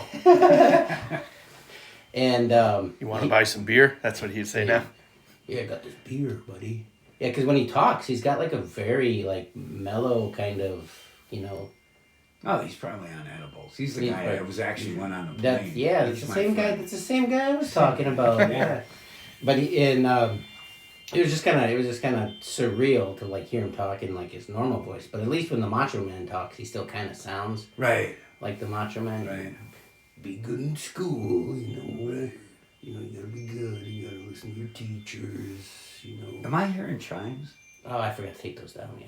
Oh, okay, good. I thought it was a stroke or some shit. Yeah, do you smell toast? What chimes? I smell toast. Yeah, What smells like toast? Yeah. Chimes? I don't hear no chimes. They actually I was listening to them. We get mixed reviews on them. You know, as far as like some people are like, oh, I like them. They're nice in the background. It's like a nice ambiance. And other people are like, I'm so distracted by those stupid chimes. So I usually take them down and I bring them in here. But then if I don't put them back up, then I hear about it. So Yeah. Yeah. From number 3. Whoa. yeah, number 3. Oh, she better not listen. I better not. Well, all right, fine. I'll spill the tea. No, she listens like just about to every episode. Oh, she does. But she got really annoyed by the Tornado siren thing, and so she said she wasn't listening anymore. Good. We can say what we want. Yeah, that's why this episode's called Only Tornado Well, Sirens. the last episode when I started off, I was like, so this is gonna be the only this is gonna be all tornadoes, nothing but tornado sirens. You know, the entire episode. Blah, This blah, is blah, like blah. a scene from Dumb and Dumber. Yeah, pretty much. There's a annoying noise in the world. Yeah, it was kind of. So she was one of them who didn't like it, but then some people did. Some people were like, "Oh, that's hilarious." Did you ever think of trying to do a tornado siren in a different accent? And I was like, what would that be like? Yeah, it is interesting. French. Yeah. Nice. Sound effects. Yeah. No, I didn't want that one. That's your penis dripping That for was, syphilis. that's the Nice. syphilpenis. Jeez. It's a Star Wars monster. I actually, I had a job where the plant manager, you know, he had that like whoop kind of noise on his phone whenever he'd get a message, and we'd be sitting there in meetings every once in a while, and I would just go, and then he'd like grab his phone, What's up? and then Who's calling me now? as soon as you know he was kind of not paying attention, I just went, and then he what the hell is going on? Who's doing that? Nice. And Or like he always thought it was his when phone. X was Twitter and it'd do the chirps with a whistle. Oh yeah. Yeah, do that for people. The best is though when you use the Taco Bell app and you complete your order and it goes boom and it does like the Taco Bell. Nice. Yeah, that's basically. I don't know what you guys are talking about. Yeah, you did look a little confused. I do. I don't have. You were kinda- I think I got some apps on my phone, but I'm not sure what they are for. Really? Yeah, I'm pretty much not in this century. I'm still in the 20th century. You're walking around with a rotary phone in your pocket. I got one. Yeah, Yeah, it's nice. nice. Nice. It's nice. Put my junk on it. Yeah. But my when we first got cell phones and you could change the ringtone and Oh stuff. yeah. My son changed my wife's to like some rap, heavy rap. You know, I want to. And my wife's in the middle of the grocery store and he's calling her. He's standing on the end of the thing and her thing goes off and she's freaking out. I'm a boss ass bitch. Yeah. Bitch. That one? I like that Yeah. one. That's a And good she one. doesn't know, oh my God, what are you doing? So. I for the longest time I always had like the 8-bit version on like my what were those phones you could always throw away, or not throw away, but you could always buy the cards and Drug dealer phones? burner phones. They Yeah, call them. burner No, I don't phones? remember if it was Verizon or whoever. Somebody had like a phone. It was real popular at the time, and you could get a lot of like ringtones, but they're always like 8-bit. So I had like the 8-bit, so like the original Nintendo kind of video game sound of the Godfather theme on my phone. It was like. Nice. Godfather, I don't want to tell you nothing. When I lived in Cudahy, I had a good neighbor. He like to watch the old gangster movies, and he used to make offers that you can't confuse. I'm like, don't you need your fuse? He goes, no, in this neighborhood you make offers that they can't confuse. They're stupid people. No, very smart, eh? Very stupid. No, very smart. I need to get an impression besides Tim the Bird. That's the only one I got. Who? So I have a bit that I do called Tim the Bird, and it's just him making chirp sounds. Oh yeah, he did that. Yeah. That's the only one I can do. Now, let me ask you this. I don't know if I'm supposed to be able to ask questions. Can I? Yeah, ask whatever you want. Ask what you want. So, who's your comedic influence? I mean, who do you? We were talking about that earlier. How you come up with, you see somebody and you're like, oh man, this is really Carl. Sure. Cash Carl? Before doing stand up, it would have been John Panette for me. Okay. John Panette. Yeah. It's great. I got to work with him. He was fantastic. That sounds... It was. Tipped me $100 at the end of the weekend. Wow. And I was just emceeing. There was another guy that he brought his feature with, and he was just fantastic. And he signed stuff for the kids, and he was just fantastic. Yeah, he just seemed like he would be a good guy both on stage and off stage. He bought the whole crew Saturday night, the wait staff and the bartenders, and he bought Portella's. You know, we were down in Chicago. Yeah. And I worked with him, and just a super guy. And he's like, take this. And I'm like, no, I can't take that. I said, it was just a pleasure work. He goes, if you don't take it, you're never going to work with me again. And I was like, wow, thank you very much. So, yeah, John Panette. Okay. I've got a couple. No, you get one. You get one. Yeah. That you're trapped on a one. desert island with. That I'm trapped on a desert island. No. No. Go ahead, a couple. Well, I mean, I have more too, but that was the initial influence for me. Right. Yeah. I think the first ever like comic bit that caught my eye was Andy Kaufman. Oh, yeah. Mighty Mouse. Oh, yeah. You know, when he's just standing there doing Right. nothing. Right. And listening, he plays the record, and Right. then all of a sudden he's like, "Here I come to save the day." Right. You know that. Yeah. That was probably the first thing that ever caught my eye. Saturday Night Live. That was Yeah. And that's kind of what caught my attention. But when I was very, very young, it was common at like family functions or stuff like that. You know, they always be like, Dean, come in here and do your stuff. Come in here and do your Right, stuff. yeah. You know, so people would all be gathered around, and I was almost like a cover comic. Like I would do. Sure. That's how you start out. Yeah, and when I you're a would- kid. Yeah, and I would do like that bit, like here I come. I do a lot of Bob Nelson. Okay. Yeah, I worked with Bob Nelson. Nice guy. Yeah, he's a nice guy. Effie Effinger? Or Effie Epperman. Efferman. Yeah, Epperman, yeah. I used to do his football thing. You know, Yeah. Brubeck, Texas University. You know, do all that stuff. Right.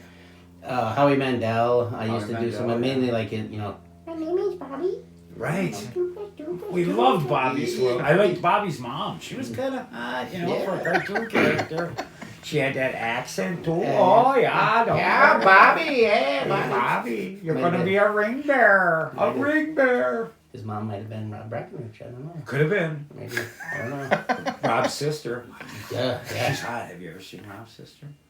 I- No, I'm just I was kidding. gonna say, I've can't- never seen I her. can't say. It's actually Either way. Rob. He puts a wig on. That's what the thing I was getting at. Is so those were kind of the three that really, you know, Right. kind of got me going, and I would do all their little bits and Sure. stuff, you know, for family, and that was kind of all my, you know, influence from there. Robin Williams, I always enjoyed. Who doesn't? Yeah, I always enjoyed everything, you know, with him, because it was just like, this guy just got coke running through his veins, like, Yep. you know, Right. like, just to be like,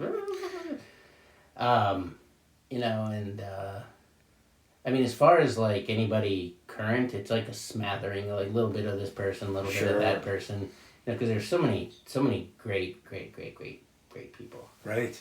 A lot of my like influence too is kind of like inspiration from like people like I work with a lot too.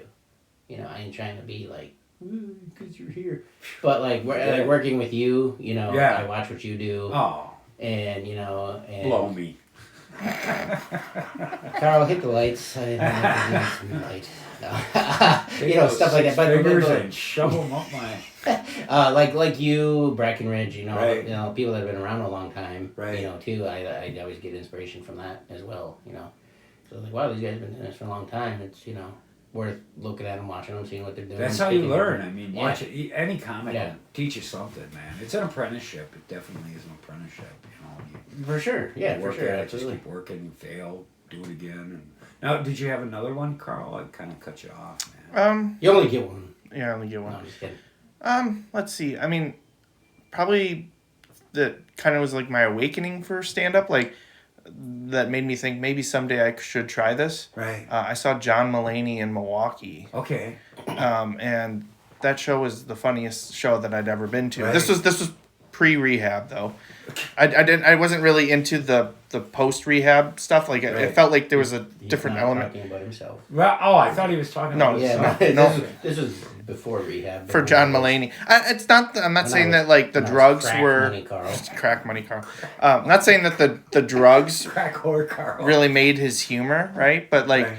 the show that he had put on at the Riverside was fantastic. Like Right. I'm pretty sure they had to change the upholstery on everything. Everybody peed their Pissed their pants. pants, Yeah.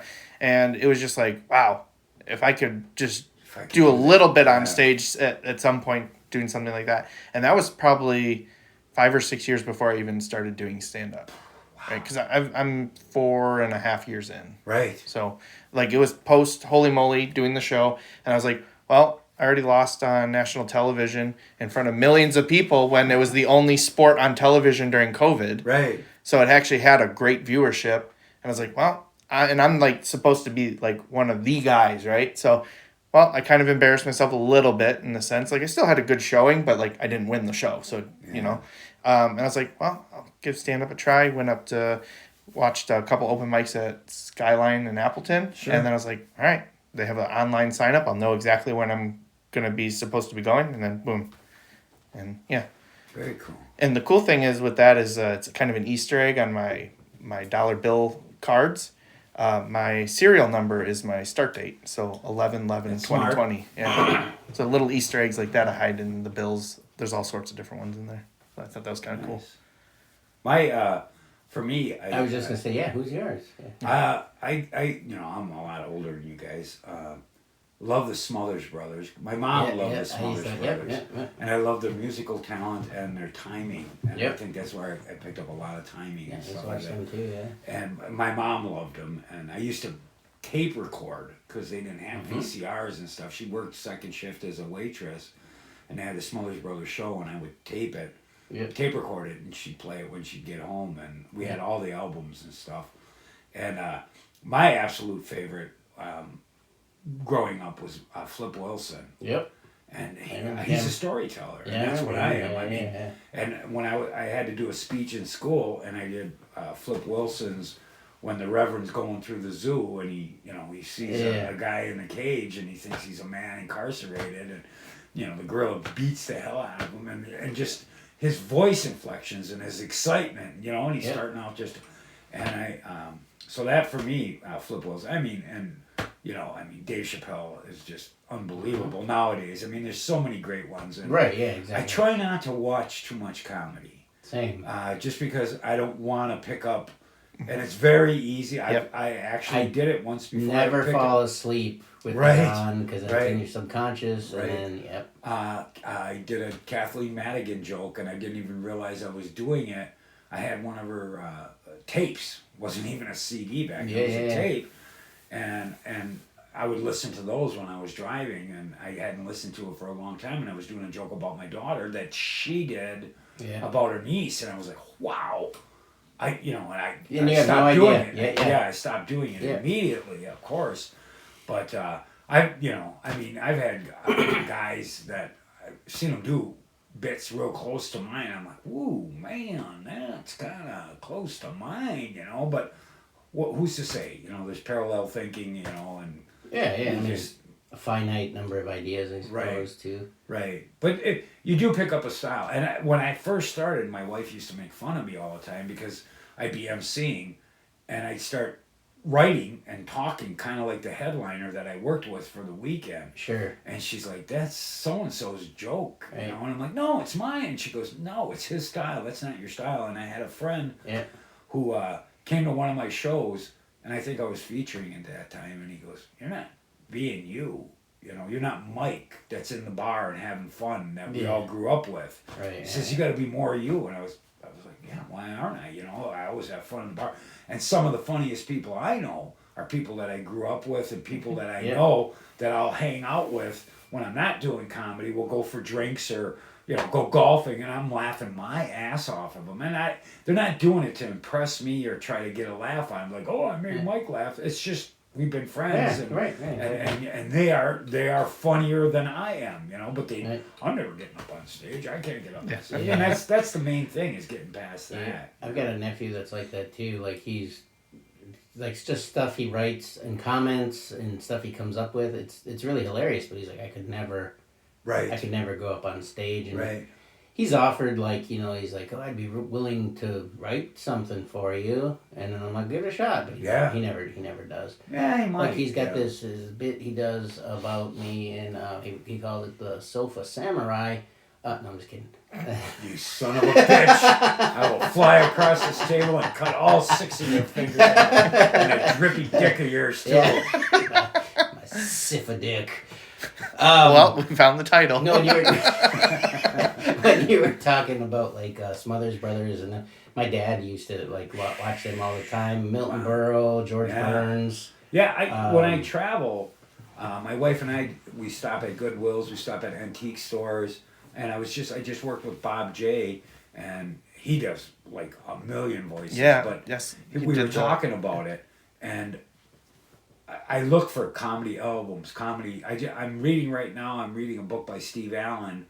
What is it called? Something Murder or something. The writer of Murder or something like that. But I just got through with George Burns and Jack Benny. Jack Benny grew up in Waukegan, Illinois. I didn't know that. I didn't know that either. Yeah, and they got a statue and they got some stuff down there. So my wife and I are gonna take a day trip down there. But I mean, that's a great part about doing comedy is you get to travel, you get to meet people, and we will take a side trip. We were driving through Iowa and we came across the Field of Dreams. Yeah. And my wife's like, Field of Dreams, let's go. And I'm like, yes, let's go. And we went to Buffalo Bill Cody in Iowa. And I just, if you got time in between, it's fun. Especially if you're traveling with somebody, you know, you get to travel with somebody. It's, when you're by yourself, you're like, get to the hotel, sleep, nap time. Wendy's, stop. Right. Well, I mean, that's why, like, when I'm trying to get on shows, I'm usually trying to get someone on, like, Dean or Buddy Stan or whatever to join me because, it's more fun when you have someone with you. Yeah, and my 18-year-old is, like, much as he's seen my bits or done, any, you know, when he comes along, at least he's in the car. I mean, he doesn't always talk. Right. And he just stares or... Still, you know, but at least there's somebody there. It's going to be times that he's going to remember later on, you know. I'll do like stuff like bits that I don't do that I'm working on or stuff like that too, or I'll just be stupid because it just makes him go absolutely insane. Like he'll just laugh and laugh and laugh, like whatever song is on the radio. If I start singing it, like Eric Cartman, from South Park or stuff like that. And I know who Eric Cartman is. Thank you. I'm making sure. All right. He learned his lesson. But it's kind of funny because he'll be like, a song will be on and he'll be like, don't even think about singing this like Eric Cartman. And that's the cue. That's like, exactly. He wants me to. Right. So I'm like, all right, starting the song over. Last time I was singing like Backstreet Boys or something, and he's just dying. Do a song, come on. He's just dying laughing. Come on, do one for us. God, trying to think of one. Backstreet's back, all right. Bam, now. You are my favorite one. Desire believe when I say. I want it that way. Tell me why. And I'm like, tell me why. Ain't nothing but it. You know, and he's just dying in the car. That's funny. Thanks.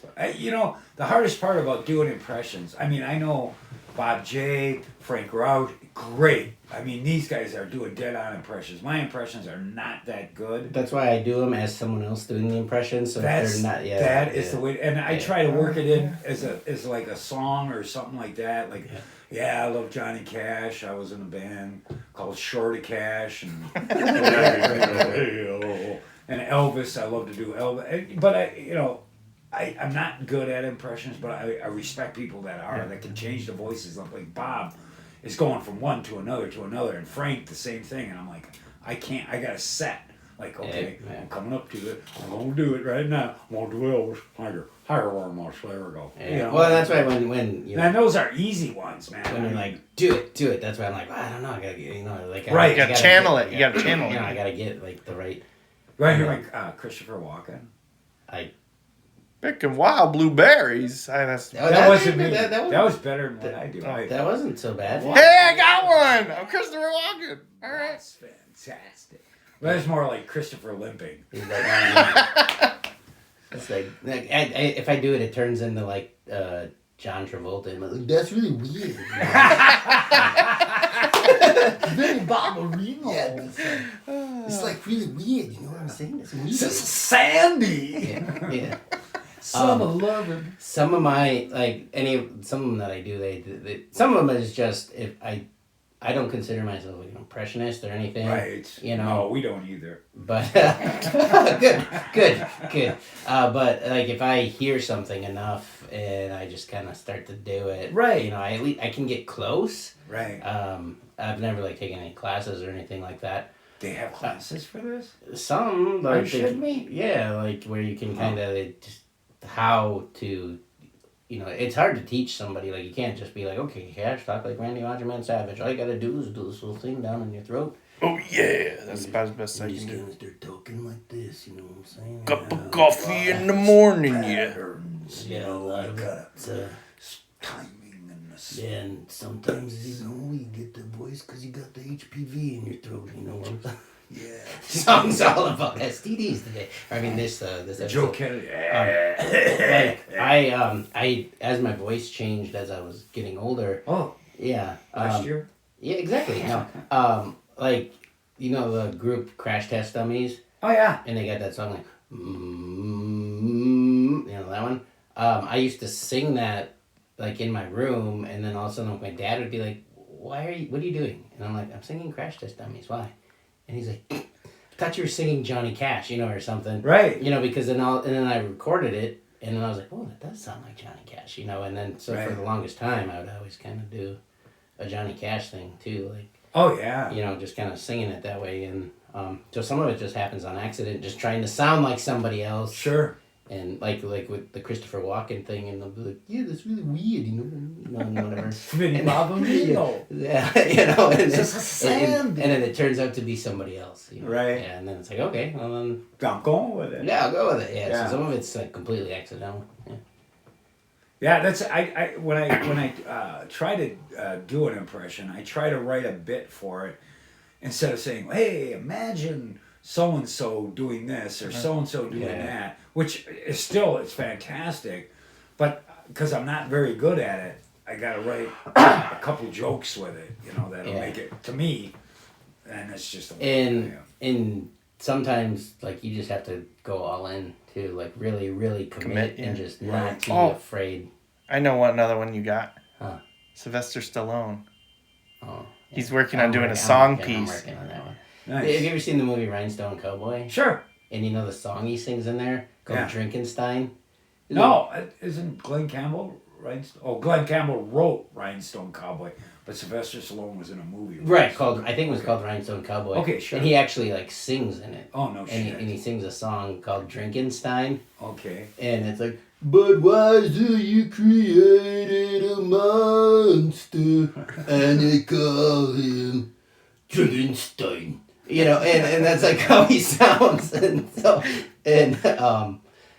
I've been working on a thing. With that. We were writing a bit. It's still not there, but that's funny. It's got the premise. Yeah, we were writing a bit together on the way to that church show. Yeah, church show. Yeah.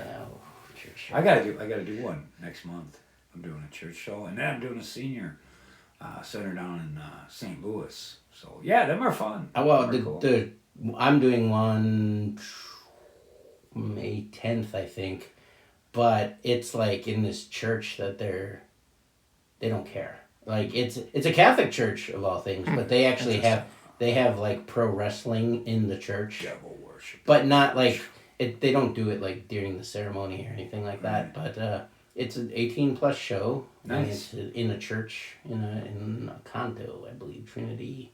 There's a Catholic up in church. Marshfield. There's a church that they moved in, made a community center, and Kevin Saha and I performed there, which was really weird. It still looks like a church. You know? Everybody they got the pews and stuff. That's and, how I think this is. you know, and they're like, you can say whatever you want, and I'm like, no, I'm not gonna. If Jesus just sitting there looking at you on the wall. Yeah, he's got 12 fingers. And if you haven't ever been to it in Fond du Lac, there's a church called the Cellar District that's turned into a restaurant. Hulk Hogan Oh, was there. really? Hulk Hogan was there. Was he? Yeah. And he's selling his beer. Are you at following Walmart Hulk down- Hogan? You stalking the Hulk, sir? I might be Hulk Hogan. You're not Hulk Hogan. Been hanging and banging for the last 10 years with a 27-inch python. Let me tell you something, brother. There you go. Say, brother. Brother! Let me tell you something, brother. Take your vitamins. I was trying a Triple H one for a while too, but that one. There's a road. Where you're spitting water out of your. Yes. There's a road out on the way to Dubuque, Iowa. That there's a Triple H road. Yeah, there's Yeah, one. There's one out here too. So I stopped and took a picture of it when my son was little, and hey, this dad. It's time to play the game. And then they got another one that they got a County K road, and then an ID road, and it goes this way, but it's pointing at some rocks, and it looks like Kid Rock. Nice. So I mean, when you're traveling, you see all kinds of weird shit. This was kind of funny. I was just up in Minnesota doing a show, and I was at a funeral home, right next to a funeral home, staying at that hotel, and it was called Boner Up Funeral Home. I'm sure it was Bonner Up, but I read it Boner Up, yeah. Bonner. What a It's boner. probably supposed to be Boner Up. Boner Up, Sure and I that's mean, what it is, yeah. how the fuck do they close the lid on this thing? You know, Boner Up. Boner Up. So I mean, we kind of just roll, and then when we're kind of done, we're done. Okay. Trying to think, was there anything else you wanted to cover up on? What are we looking at right now? An hour and 54 minutes. Oh, so this is a good one. wow. Yeah, I know. And it goes I wish fast. I could last that long. I know, right? Yeah. Right? I'm getting tired. I'm gonna need it. No, I can kind of tell. Like, you kind of look at Carl every once in a while. Like, I'll check him I think in the episode, and I can tell when I'm like, okay, Carl's done. Sometimes I feel like I could just keep going and going. and Right. going and He going. looks at me and I get like a stroke eye I or know, something. I I don't know. felt bad when I told him that one episode. I was like, well, this episode is just about done. Carl's stroke eye has just made an appearance. Yeah, I'm getting He's glaucoma. got glaucoma, so then I felt really bad. You fucking called him out like that? Yeah, I know, I'm a dick. Dick. And Yeah, the big worst part flippy is and he still calls me his friend. yeah, and then he takes a picture of me and that's what he posts for the episode. No, I'm kidding. No, I'm kidding. He didn't. No, but You know I. how that hurts, Cause Carl? he's and I was like, oh, this episode is just about done. Carl's starting to develop stroke eye, and then he's like, well, actually, I have glaucoma, and I was like, oh shit, I fucking knew that. I'm a dick. Piece of shit. We got a dog. It was a rescue dog, and Name him Thunder Dick. his name is Duke. Close. Duke, and Pretty close. but it's my wife's baby. I don't know what he is. He's like a lab shepherd mix, just a mutt, and that's the word. If it ever came down to me or the dog needing a kidney, it would be the dog. Sure. I would sure. be dead. She'd Yeah. be like, I'm sorry. Yeah. The dog is much better than you are. It's a better person. And a Yeah, smaller there's like kidney a- too. There's Yeah. like an accident and you're both on life support and Right. you have to, the bill's gonna be double for both of these. You're gonna have to pick. Somebody's gonna have to have their plug pulled. And- Yeah. Wow. But anyways, my son and I will make fun of the dog because it's kind of got a little droop eye, and we'll be like, "Hey, Droopy Dick," and she gets mad. Don't say that. I'm like, he can't understand. Oh yes, he can. He can. He's a smart boy. He's a good boy. And Well, they always say hey, Droopy Dick. They say when you die and whatever, your animals are some of the first ones to greet you. He's gonna be like, "Hey, motherfucker, I've been hanging and banging. I can talk up here, Right. man, and I don't appreciate The droopy dick part. the droopy dick I've stuff." seen you coming out of the dude. shower. Yeah. You ain't nothing to brag about. So. Yeah, he's like, "I've seen some things, man." Well, here's just a quick plug I want to put in. Yeah, absolutely. That's where we Um, go next to. My daughter Lauren, Art. she's an illustrator. Yeah, you met her. He has it in the notes, actually. Yeah, I This did. is good. This is good. Her poster just got picked for Wisconsin State Fair. Yeah. Yeah. That's So so we're awesome. Pretty That's awesome, excited. yeah. We're pretty excited about that. So That's pretty sweet. Yeah. yeah. And I saw She just brought them over today. So And I was gonna say I saw the post about the seed packets for the garden. That's pretty cool. Doing that, grooving in the garden. I Yeah. had this thought a couple years ago. A friend of mine was eating edibles, and he told me about it again. Man, you need better friends. Yeah. No. If they would only share with me. I know, right? But, and I started thinking you should combine music. I love music, and I'm out in the garden, got my headphones set on, and I thought, wow, music and vegetables, and I came up. Elvis Parsley was the first one I came up with, and Johnny Cabbage. We got tomato petty. What's some of the other ones? There's so many. She's got, and she just keeps coming up. And Talking Heads of Lettuce. Leek Zeppelin, right? Leek Zeppelin is Yeah, another one yeah. she just came up with. So She ever she's done Macho Man Randy Cabbage. Well, we're going with music. I know, Come I'm on, kidding, Dean. I'm kidding. Keep up. I'm kidding. Yeah, I know. you I can't always bring put it this back to in your wrestling. thing, yeah. Did you know Carl owns a wrestling promotion, like a Yeah. actual wrestling? They're our sponsor this week. They are. Yeah. Yep. And actually the event's on Saturday in Iowa. No kidding. Yeah. So Chris Masters is our. Do you ring announce ever?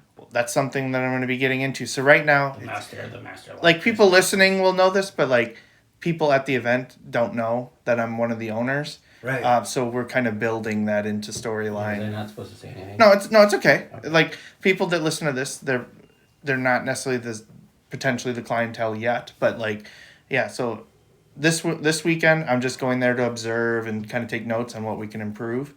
But yeah, I'm definitely getting into storyline. Like, definitely the one that we're doing in a casino. It's called Money Moves. Cash Money Karl. Yeah. Gotta come out with your. Oh yeah.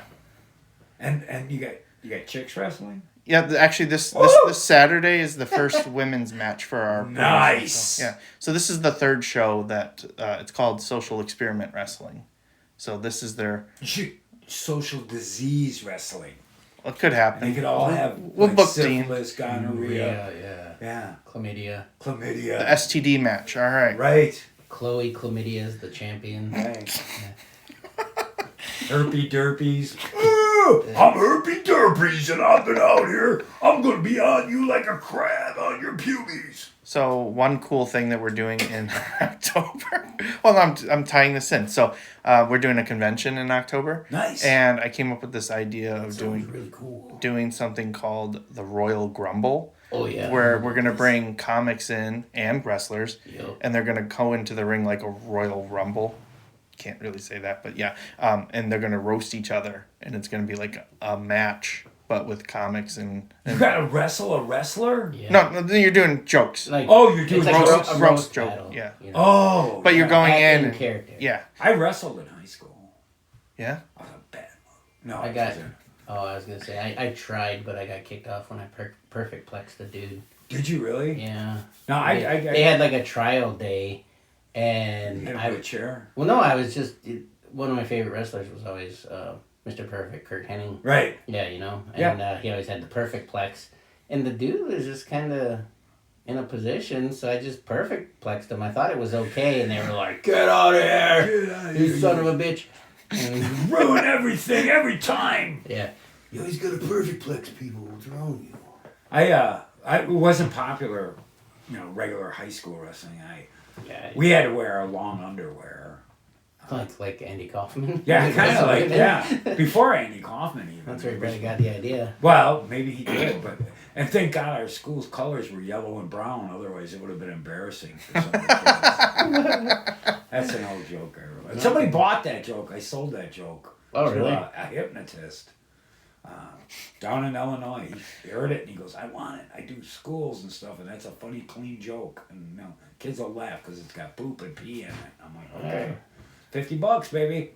Bam. Only joke I ever sold. Do you have to like sign something, or you just like No. give me $50? I'll never do it again. Handshake. It's all Yeah, yours? yeah, And that's what he yeah, said. Okay. He said, I'll give you $50 and you don't do it anymore. I'm like, all right. What if I do? You know, and he's like, I wouldn't know, but Yeah, You know. I've got tape of me doing it first. right. But Oh, that's interesting. yeah, it was. It was the only joke I ever sold in my whole life. I have 25 years and that's it. Uh huh. That's all. All right. I don't know. I think we're pretty good. We better start to wrap it up, eh? Okay. Mike's getting tired. Carl's getting tired. Well, I thought we were gonna rap. Oh, you want to? I'll beatbox. Oh, here we go. Do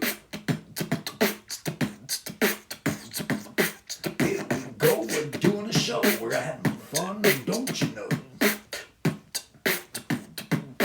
Dean does a verse right now.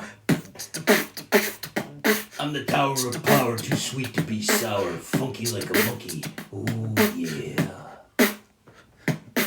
Cash Money Karl got the beat. He's giving it on. He's off the street, putting his money out all over the place. He's got the money going on. Bye. Oh, so we're ending, okay? All right, bye. Bye. Bye. Hello. Join the ride, there's more to explore. Move the body side, believe you want it more, yeah.